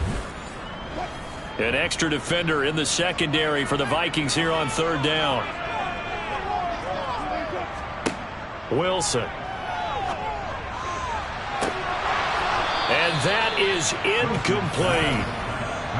Matt Araiza now on to punt this one away. They'll send this away into the Rocky Mountain Night, and it's a good one. And this is going to hit the goal line and continue on into the end zone for a touchback. Dalvin Cook taking the field for the Vikings' next possession. It may just be the 2nd quarter, but he's in his zone, well on his way to eclipsing that 100-yard mark. And when a back has a game, as we're witnessing right now, his name's going to be in the books, but it's really a collective deal, isn't it? Because that means he's getting plenty of blocking, a lot of help from his teammates, but he's making the most of it. Yeah, he's made the most of it to this point.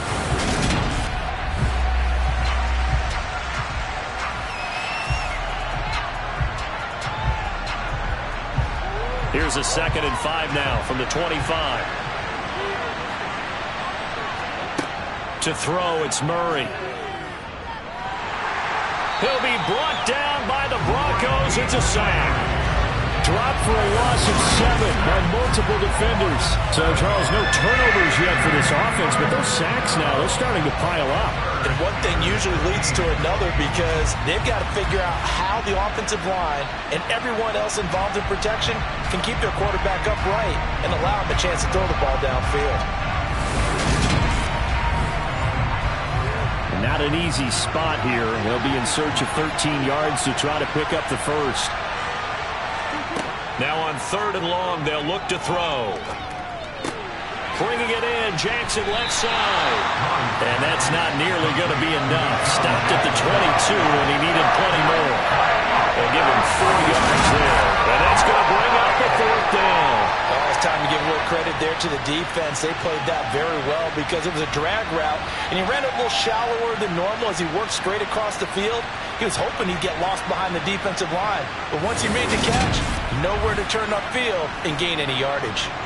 The Vikings send out their punter as he'll kick it away for the 2nd time. Here's Hardy set to return. It's a 39-yard punt, 3 on the return, and out will come the offense as they take over. Denver's offense now set to go. The last series for him, a little disappointing, forced to punt. And now they'll try to do better here and come away with some points as they begin this drive. 1st and 10. Here's a throw out wide, complete to his running back right side. And he's out of bounds just before the midfield strike at the 49. 10 yards there to start the drive, and just enough by about the length of the football for a 1st down. And we see another pitch and catch there to the running back. This position just continues to evolve. They become just as critical to the passing attack as a lot of receivers, tight ends, because their ability to make people miss in the open field can really generate big plays for an offense.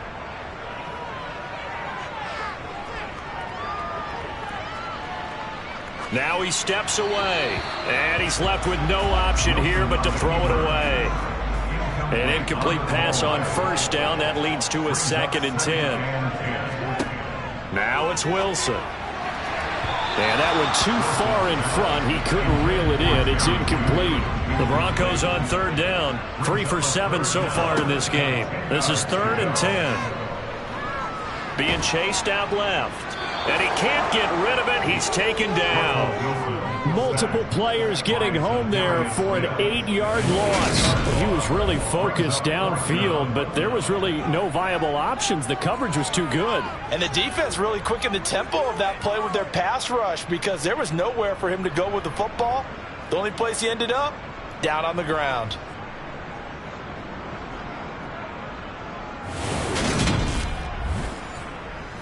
Here's Matt Ariza now. He's been a busy man here in this 1st half as he gets it away. And a little too much mustard on that one. It hits a couple yards into the end zone. A missed opportunity there maybe to pin him back. Minnesota's offense takes over possession. The crowd maybe losing just a little bit of the edge after back-to-back punts. They want some big plays. They want to see some offense. They want to see somebody break away, whether it's through the air or on the ground. Now it'll be interesting to see where the patience is on both sides. Each head coach, can you hang in there and not try and force something that could put your team in some jeopardy? Slant route's effective no matter who's running the route and catching the ball. But when you have a receiver of that stature, you have to be a little bit more precise throwing it. You don't have the same catch radius with the bigger targets. They'll try the middle with Cook. No, a nifty juke there. Not much fun for a guy trying to tackle him. And good running there as he'll take this all the way up to midfield. 84 yards for him on the ground so far tonight as he has been terrific in this 1st half. I think they like this drive a little bit better there, partner. Running game helping out, picking up some of the slack. Because remember the last drive, they went 3 and out. Back-to-back good plays have them on the move on 1st down. Here's Murray from midfield. And this one complete to Smith. And they're going to get this to about the 44-yard line.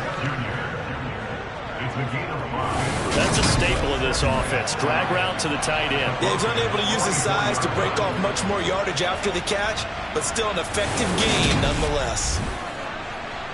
2nd down at 5. Shotgun now for Murray. It's complete to Fuller. And this is going to be another 1st down as they'll make the tackle at the Broncos 33. It's a gain of 11 as the Vikings pick up the 1st.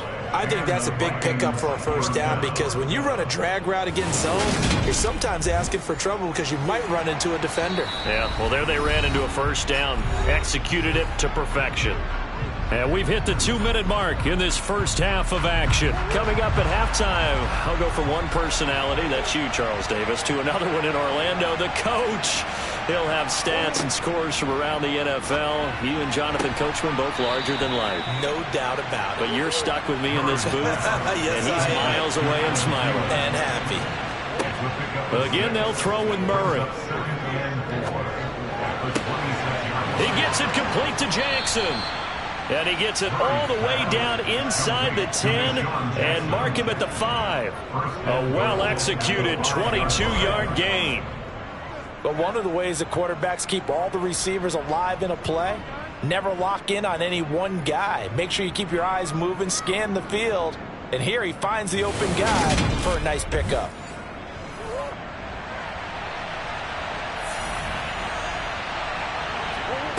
Murray now to throw. Got his tight end. That's complete. That's Smith. The Vikings going to signal for the first of their timeouts as the clock will stop with 55 seconds to go until halftime. On 2nd and goal, Cook waiting in the backfield all alone. They'll give it to him up the middle, and he'll get into the end zone. Touchdown, Minnesota. Dalvin Cook punching it in from a yard away. And the Vikings will extend their lead in the final minute of the half. And that's certainly an important score right there because they gave themselves a 2-score cushion heading towards halftime. Now you got to force the other team out of their comfort zone, and it changes the way you approach the second half as well. How you want to do things on offense, and your defense feels much better too, having that lead. Joseph now to have the PAT.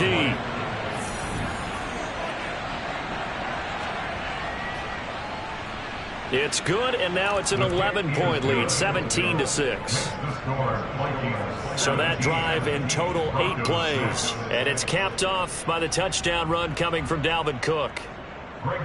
Now Joseph tees it up to kick off following the touchdown. Fielded just outside the goal line. The Broncos going to go on offense now late in this first half. And with him down 2 scores, you wonder if they might try and put something together, even if it's just to get into field goal range.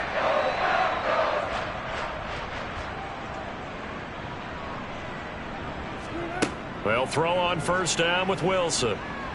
He'll let this go deep for Sutton.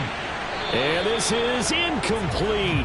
Oh, it looked like he had a pretty good line on that one. That would have been a big play, but he could not pull it in.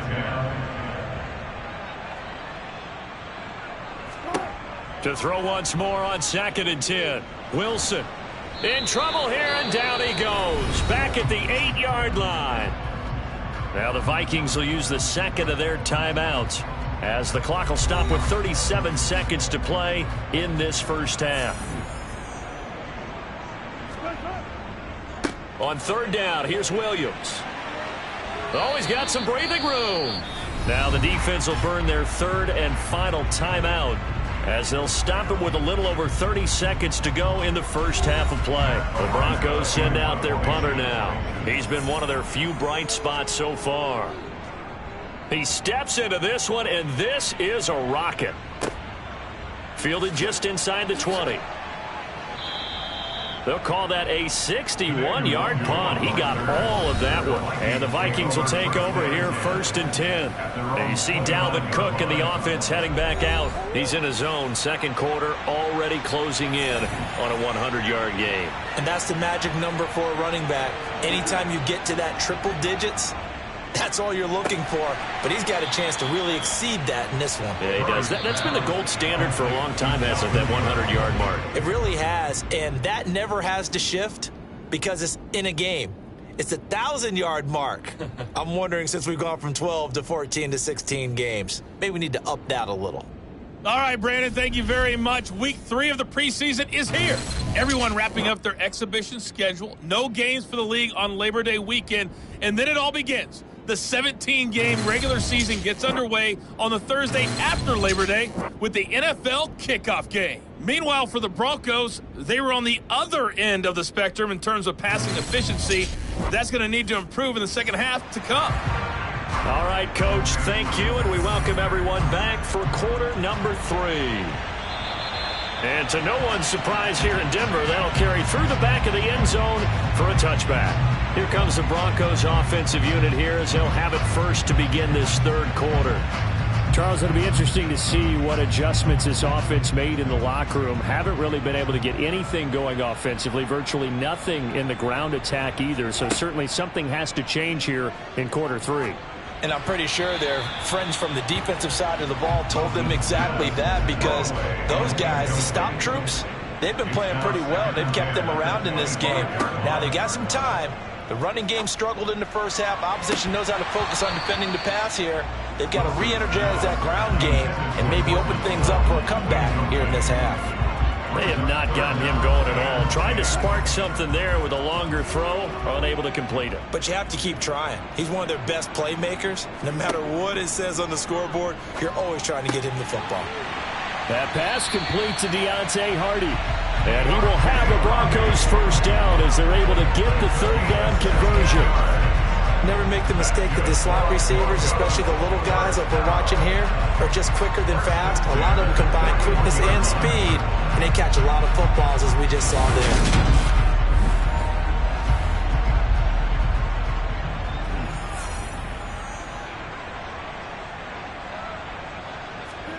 On 1st and 10, it's Wilson.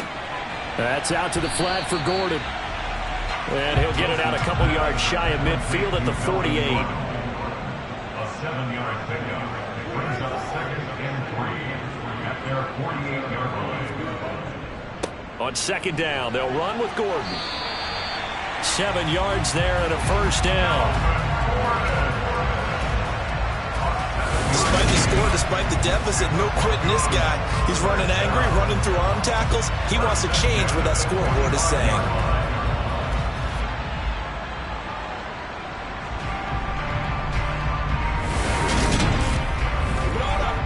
From Viking territory now, they'll come up 1st and 10 at the 45-yard line. Out of the gun, here's Wilson. Forced out to his left. Thrown across his body, and it's intercepted. And the Vikings are going to take over at their own 30-yard line. As they started that drive, I think they looked at the scoreboard and said, this is a manageable deficit, guys, but let's go ahead and start cutting it down right here. Instead, an interception happened, so a 2-possession game might become 3. So as we get going here in the second half, this could rapidly reach the point where there isn't enough time left for a comeback if their defense doesn't bail them out. It's the Vikings' turn on offense. We get ready for their first possession of the second half. And their defense just helped them out by getting the football back on the opening drive here of the second half. And now can the offense follow through with points on their first possession? And that's a big one for them because after the work the defense has done, they've got a chance here to open up this lead. To throw on 2nd and 10, Murray. And his throw here's incomplete. Now they face a 3rd and 10 after back-to-back incompletions. Here's Murray. He's going to let this go deep for Jackson. And that will be incomplete. Well, they weren't scared to let it fly, but it falls to the ground and brings up 4th down. The Vikings send out their punter as he's on here to punt it away.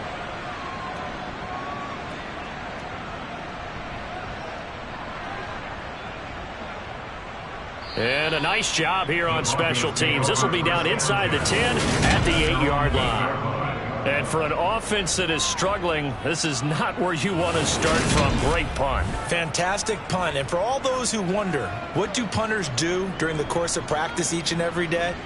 The best ones do what we just saw there. Work on positioning the football and helping their team.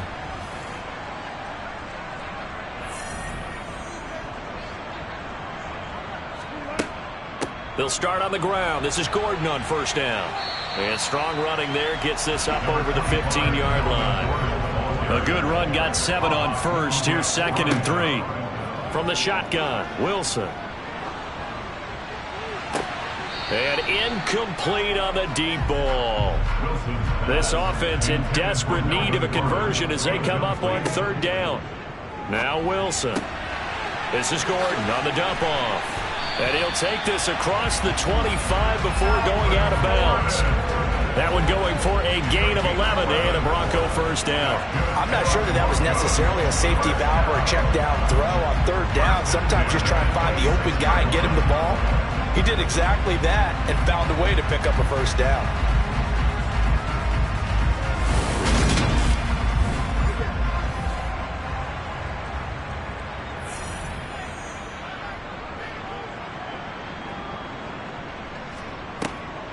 On the delayed handoff, this is Gordon.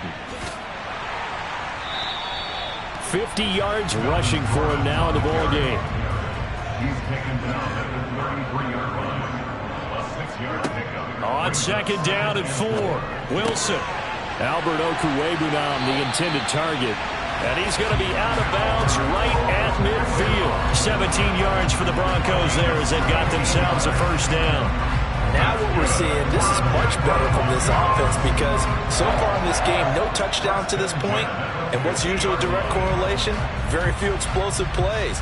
That's been their issue. Not able to make that big shot downfield or break one off. But a nice game there for a first down. From midfield now, here's Wilson. And that's incomplete. Well, momentary speed bump there with that throw partner. The defense have other ideas, and they're trying to mount a small stand before this drive reaches the end zone.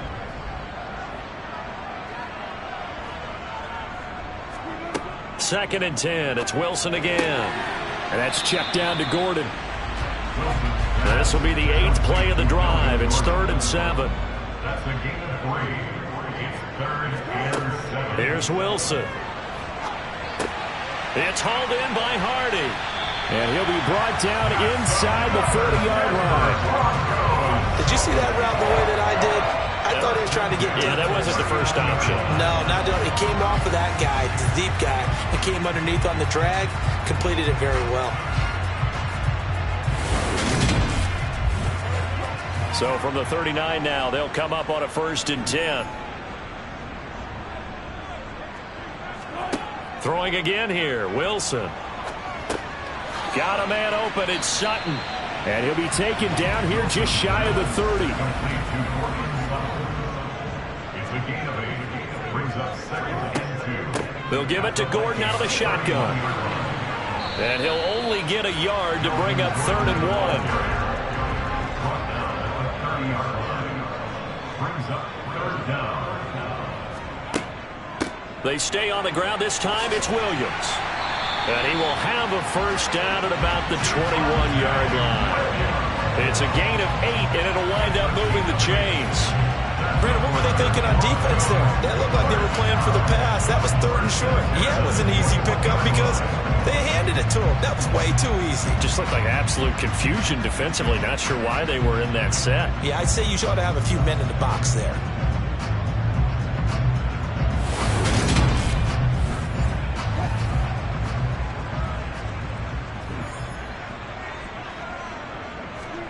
On first down, Wilson. He'll get that complete to Albert O. And they'll get this down to the 10. It's a nice pickup of 12 yards, and it gives them a 1st and goal. I'll tell you what, this offense is playing a little bit of keep away right now. They've come out here in the 3rd quarter, possessed the ball for quite a while, and they keep on converting. Nice pitch and catch there to set up the 1st and goal. Now Wilson on first down. And that is incomplete. He couldn't hold on through the contact. Brings up 2nd down. On 2nd and goal. Wilson, hit as he throws there, incomplete. They've been denied touchdowns in the red zone twice already. Here comes 3rd and goal. Buying time to his left. And he'll just chuck this one over the edge. It's incomplete. His impatience had to be built trying to find a way to get his team to the end zone for the first time. He did find a way to break, contain, and get outside to buy his receivers a little extra time, but the connection couldn't be made on that throw. The kick by McManus is good, and that'll make this an 8-point game. So it's a 3rd field goal for him now. He's accounted for all 9 points. I look down to the sideline, though. You can just tell they weren't too happy for 3. They wanted 6. So they have to have 6. Look, he's keeping them afloat, but they really need to do exactly what you talked about. They need to get into the end zone and score some touchdowns. Otherwise, he's going to have to kick a lot more field goals than just the 3 he's already put through the post. And now out comes Minnesota. And Charles, a very uninspired effort. The last time we saw them out there was a quick 3 and out, and they punted the football. Yeah, and you never want to get stopped so soundly during a series, but what would be even worse now is letting it happen again right here. They've got to get going. Murray's throw taken in here by Fuller. A good gain on first has him set up with 2nd and just a couple of inches now from the 29. Throwing now is Murray. And that is incomplete. An incomplete pass on 2nd down leads us to 3rd and inches. From the gun, Murray. Out of his hands quick to Jackson. And he will have a Vikings first down, and he'll have it by plenty as they're able to keep the drive alive on 3rd and inches. This has to go down as one of the simpler routes in the playbook, but oh so effective. Nice completion there. Keeps the sticks moving. So from the 39 now, they'll come up on a 1st and 10.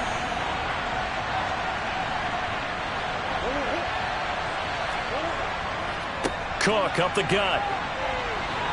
And some room to maneuver. And he'll be taken down, but not before he works it past the 50. 99 yards for him on the ground now. He has been a tough man to bring down all night. For a lot of guys playing this game, there's no better feeling than running right through a tackle. He's able to lower his center of gravity and churn his legs for a really nice pickup.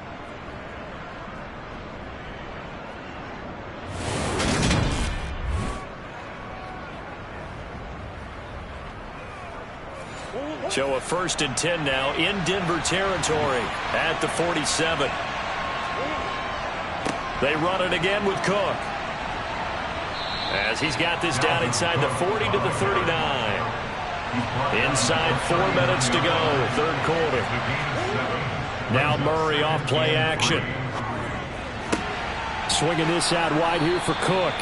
And he gets this down inside the 35 before going out of bounds. A gain of 5, good enough for the first down. He's already proven to be a factor in the running game on this drive. Now he gets involved in the passing game. I think what we're seeing here is the modern version of workhorse in the NFL, being able to run it and catch it with equal proficiency. They run with Cook. He's been busy tonight. Taken down at the 30. The run got 4. Now they deal with a 2nd and 6.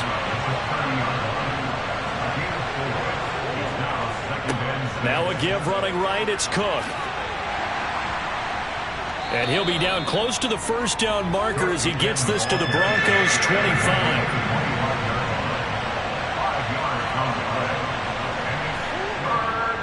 They'll try to get it on the ground with Madison. And he's going to run into a brick wall right in the middle of the field, and I don't think he got there.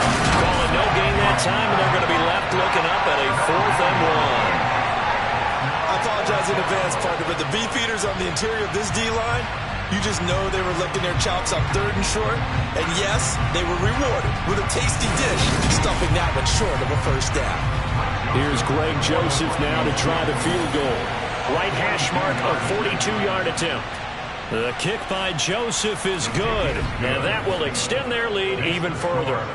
So the lead grows here incrementally, but I think the way their defense is playing, you feel okay with just getting 3. They've definitely been stout so far, but now that can all change because if one guy gets loose for 70 yards, this is a different game. But as it stands, field goals are good. Just keep adding to that lead. And Denver getting set to take the field. And last time they got 3 points, but it was a chip shot field goal. And when you go to the sideline after a chip shot field goal, maybe the offense not too happy. It's a balancing act, isn't it? Because you're exactly right. They're none too pleased that they didn't punch it in for 6 points. But they also have to remember they did put points on the board. 3 points is 3 points. And in this league, you take points when you can get them. Not easily done. Looking to throw on 2nd down. Wilson. Flush to his right. Toward the sideline, and look at that catch. Dragging the toes, and that's going to be a first down. Well done. A gain there of 21 yards. We talk about mobility on quarterbacks all the time. Here's where it really pays off. Able to move, evade, and is accurate throwing on the run and picking up a first down.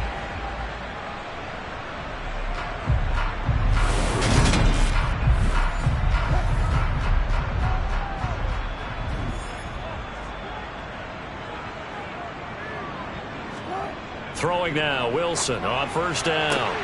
And that's going to be caught by Sutton. And they're able to work this to the 25 before it's all said and done. He got 29 yards that time. A couple of first downs right in succession, and this is an offense that can really use a good drive, and they're off to a fast start here.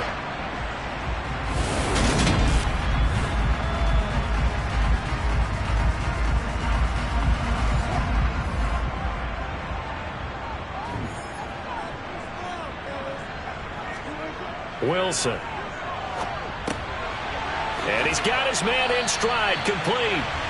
And he takes it down to the 10-yard line. Add the gain here to the previous play, and it's better than 40 yards total. Boy, how about the speed with which this offense can get down the field? It's taken them no time at all to get down here, and now they're set up with a first and goal. 2 big plays in succession. Not sure this D knows what hit him, but now they got to get ready. It's first and goal. Throwing is Wilson. All right, rifles one, and that's going to be intercepted. And the Vikings are going to take possession here at their own 16-yard line. A few things better than a big man interception. You can always tell right when they get the football, there's that level of excitement and nervousness, and also like, what the heck do I do with this thing? And you say, no better sight? Well, not for the quarterback who just threw it. It's bad enough to throw a pick, but to throw one to the big guy? But you're right about that. Now what do I do with it? But what's fun about it is, you know they're going to be in the film room after this ball game, telling all their teammates, maybe I should shift over to offense. I've got skills. What do you think? Oh, absolutely. I always find myself cheering for them after they intercept it. Unfortunately here, he couldn't make it into the end zone. And he almost gets this to the 30, taken down about a yard shy. 13 yards as the Vikings pick up the first down.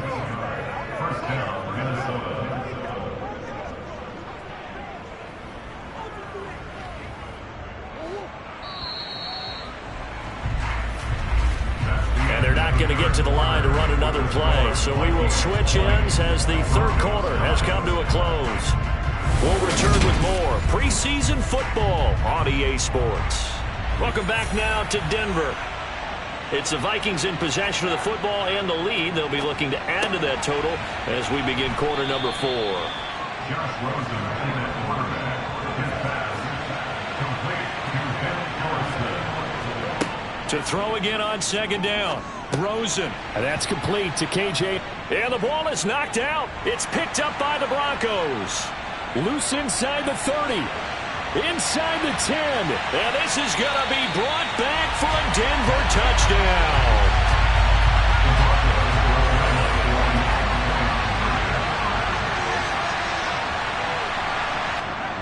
And here comes throw number 1 for the backup QB. And this is caught. They got it. And that could be an important 2 points. It gets him back within a field goal. The scoop and score, always an exciting play in football, and we witnessed it there. Grabbing it off the ground and then rumbling it into the end zone for 6. And you can bet they're preaching 2 hands on the ball here as the kick's away following that fumble return. And this will not be returnable. It's out of the back of the end zone for a touchback. And out now come the Vikings. Another important fourth quarter series coming up. That last INT helping to maintain their slim advantage.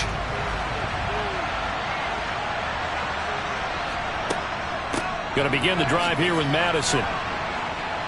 He'll be dropped after a gain of about 6 across the 30 to the 31.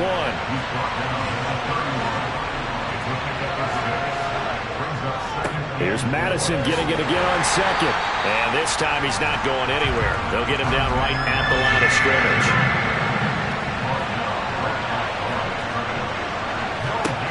From the gun, it's Rosen.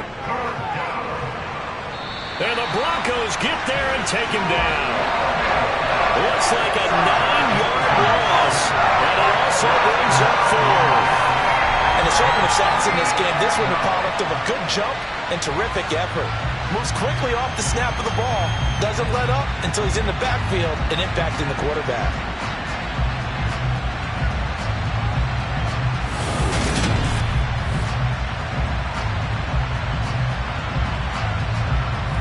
The Vikings send out their punter. He's been terrific so far.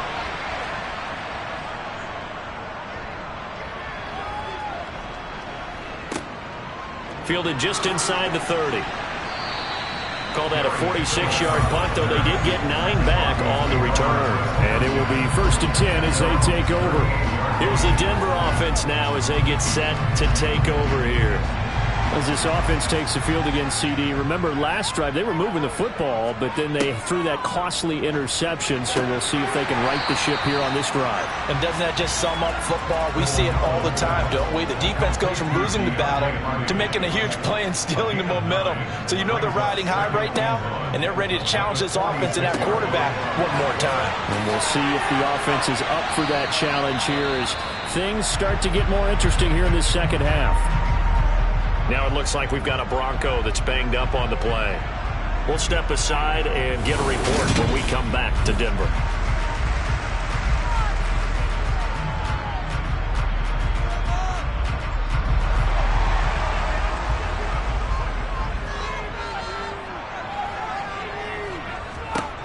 Here's Dolgala. That's taken in by Dulcich. And the tackle going to be made at the 38.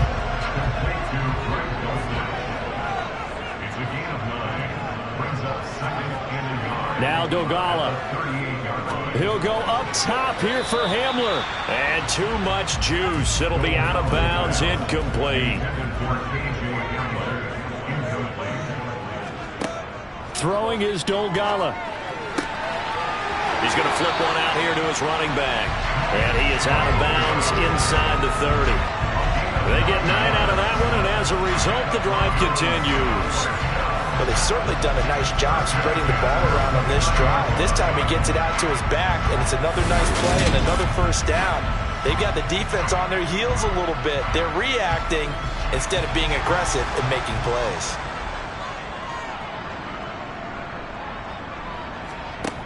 They'll look to throw again. Nowhere to turn here, and he's going to go down. Back at about the 37-yard line. DJ Wadham from his outside linebacker spot, forcing the sack for a loss of 8. He was still looking through his progressions and going through his receiver options, and while he was doing that, the defense got to him quickly in the pocket. And it was a great example of zone coverage, well executed, well coordinated. All the receivers were covered, and he couldn't evade the rush back in the pocket. They'll run it up the middle now. Gordon dropped at the 35, able to display his agility, but not much room to operate. Now on 3rd and long, they'll look to throw. He's going to let this go. Back of the end zone. And it's knocked away and incomplete.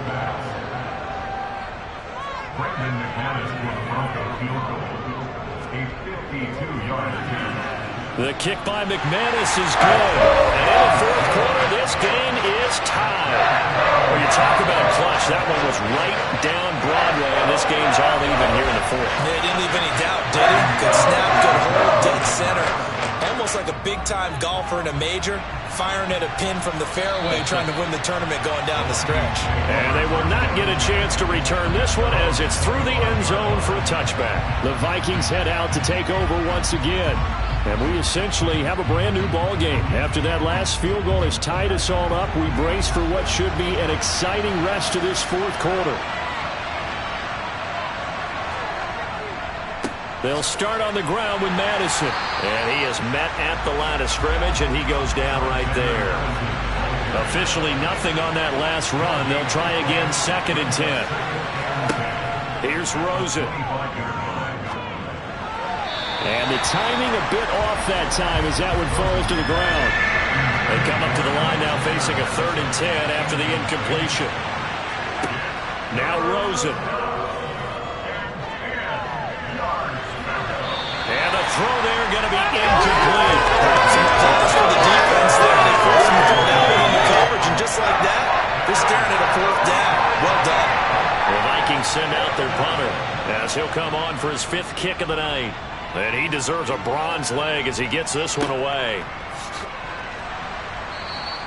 Call it 46 yards on the punt, just a single yard on the return as he was covered quickly. And the Broncos take over, 1st down and 10.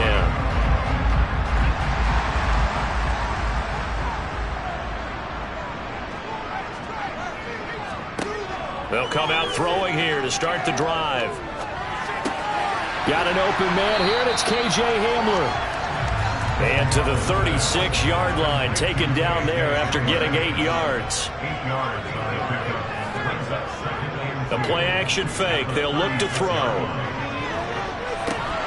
And that is incomplete. A lot of force bearing down on him there. He could not hang on. It's third down.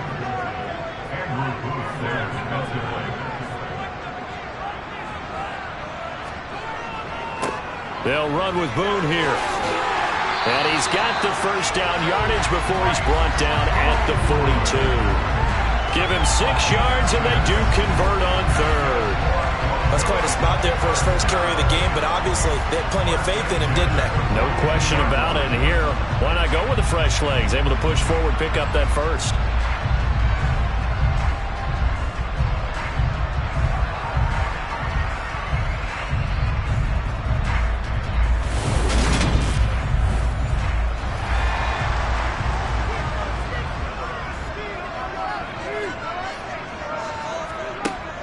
To throw now on first down.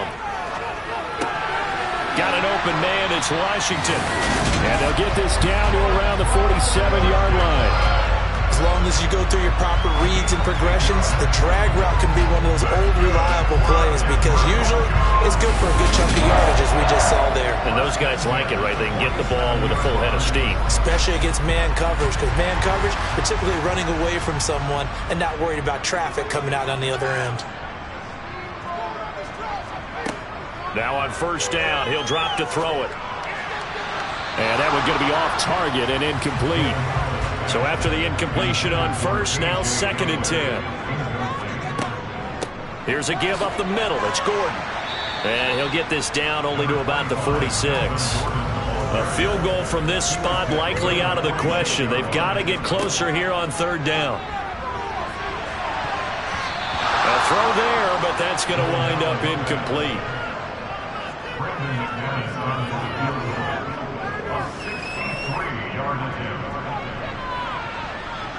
And that is no good. And a costly one there as this game remains tied here in the 4th. What a tough spot to miss a kick. Just an absolute letdown. Look, they got themselves in the field goal range.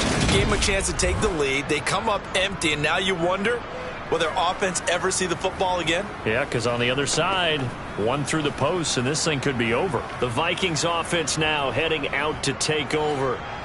Their defense was able to hold serve, albeit with a little help from that missed field goal as they settle in now 1st and 10. Rosen off the play action. He finds his man Johnson. And he's going to be taken down at about the 33.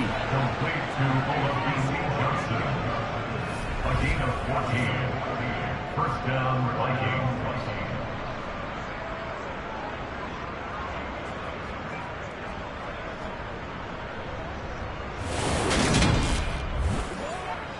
So they'll come up 1st and 10 now from the 33. They'll go Madison up the middle. He'll get it to the 23-yard line. A nice run there, 9 yards, and it'll be 2nd down.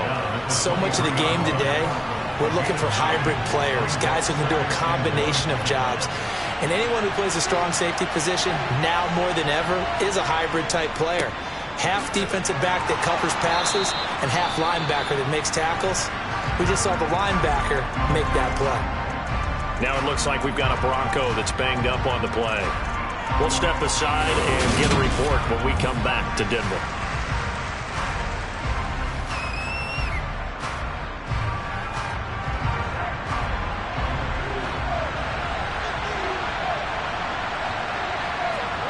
Off the play fake, here's Rosen. Under a heavy rush, and down he goes. Baron Browning from his outside linebacker spot, forcing the sack for a loss of 8. He only gave them an instant to react. It was a classic case of if you blink, you missed him.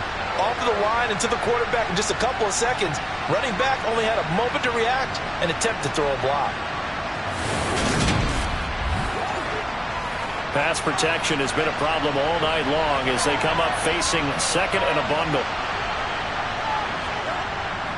On the handoff, it's Madison. And he will cross the 30 down to the 29-yard line. They'd love to get a little closer if they need to kick a field goal on 4th down. From this spot, it's 46 yards. 3rd and long here for Rosen. This goes out wide from Madison. And they're going to get him down well short of the first as he can only get this to about the 19. They pick up 10, but it'll still lead to a 4th down.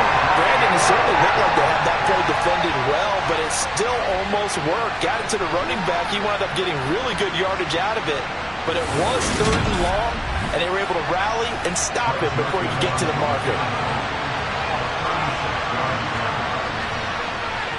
Joseph's got it, and they have taken the lead here in the 4th quarter.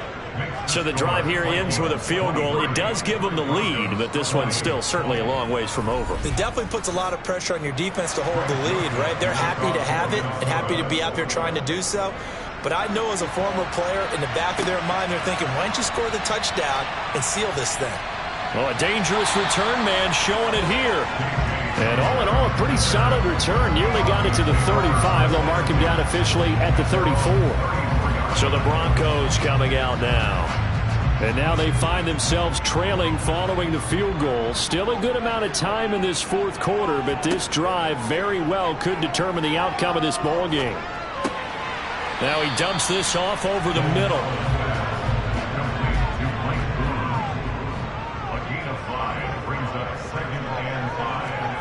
Second and 5.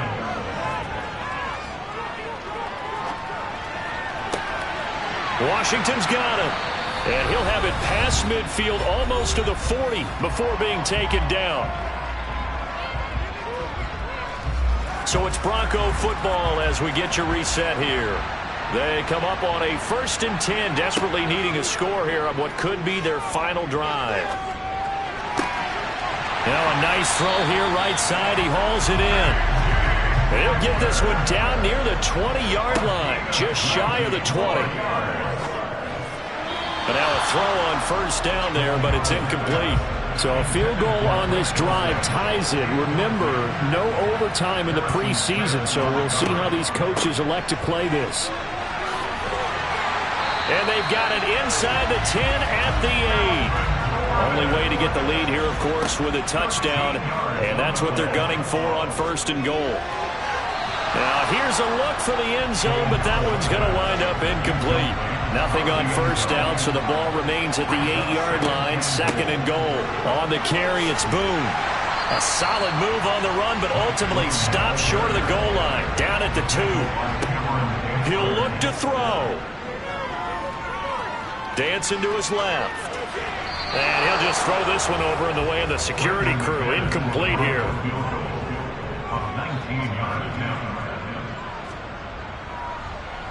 The kick by McManus is good.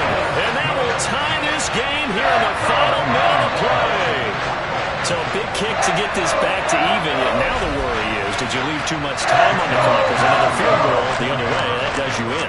You're exactly right. You didn't get it to overtime yet. So now as a defense, you've got to think to yourself, you can't play prevent defense and just give up big chunks of yardage in front of you, but you also can't let anyone behind you. So you sit right on the line between the two, play the best defense you can, and not make it easy for them to move the ball downfield. Rosen to throw. And he can't get a throw off. He's taken down. What a huge play at this point in the game. Now it looks like we've got a Bronco that's banged up on the play. Well, injury's never good, especially here in the preseason. Hopefully nothing serious. They'll take a look at him, and we'll step aside for a moment. Pass protection has been a problem all night long as they come up facing 2nd and a bundle. Here's Rosen. And this is going to be intercepted. And they'll take over inside the 45 at the 44-yard line. So a nice play defensively by the rookie coming up with the INT. And that's a late-round pick right there, making a first-round impact. And a lot of these day 3 corners, they end up winding up on special teams and sub-packages and even on the practice squad. But he's really made an impact on this defense, and he comes up with the interception there. The Broncos are about set to go on offense. They're on the outskirts of field goal range here in a tie game with a little time. So how do you handle this? What do you do here, Charles? Everybody wants to pick up as much yardage as possible. But the weird part is for field goal kickers, being in really close sometimes puts more pressure on them because it's much more of a position kick as opposed to just going ahead and letting it out and letting it thump. A lot of guys like a little bit of distance because you know they can handle it, and it's a more natural swing of the leg. So maybe getting inside the 20, not that big of a deal. Not that huge of a deal. Sometimes that messes you up with the angles depending on which hash mark you're kicking from. 81 yards on the ground for him now as he has gotten better, really, as the night's gone on. Another carry for their leader and a good one. It's crunch time. They'll need him to continue to be productive in both the run and passing game in order for them to try and snatch a victory. And the clock will now stop as a timeout is called with 5 seconds left. The Vikings going to signal for the first of their timeouts. That'll leave them with 2 remaining. We'll be back after this. So this thing rests on the shoulders of Brandon McManus. It's just a preseason game, but this is for the win. And this one is right down the middle. And it's celebration time on that sideline as they have taken the lead in the final seconds. And I tell you, when it comes to needing a field goal in closing seconds, pressure situation, there's something to be said for having a veteran kicker trot out there. Agreed. It's so nice to have someone you can rely on, someone who you know has done it before. And this guy's as cool as they come, isn't he? And that'll carry over the back line of the end zone for a touchback.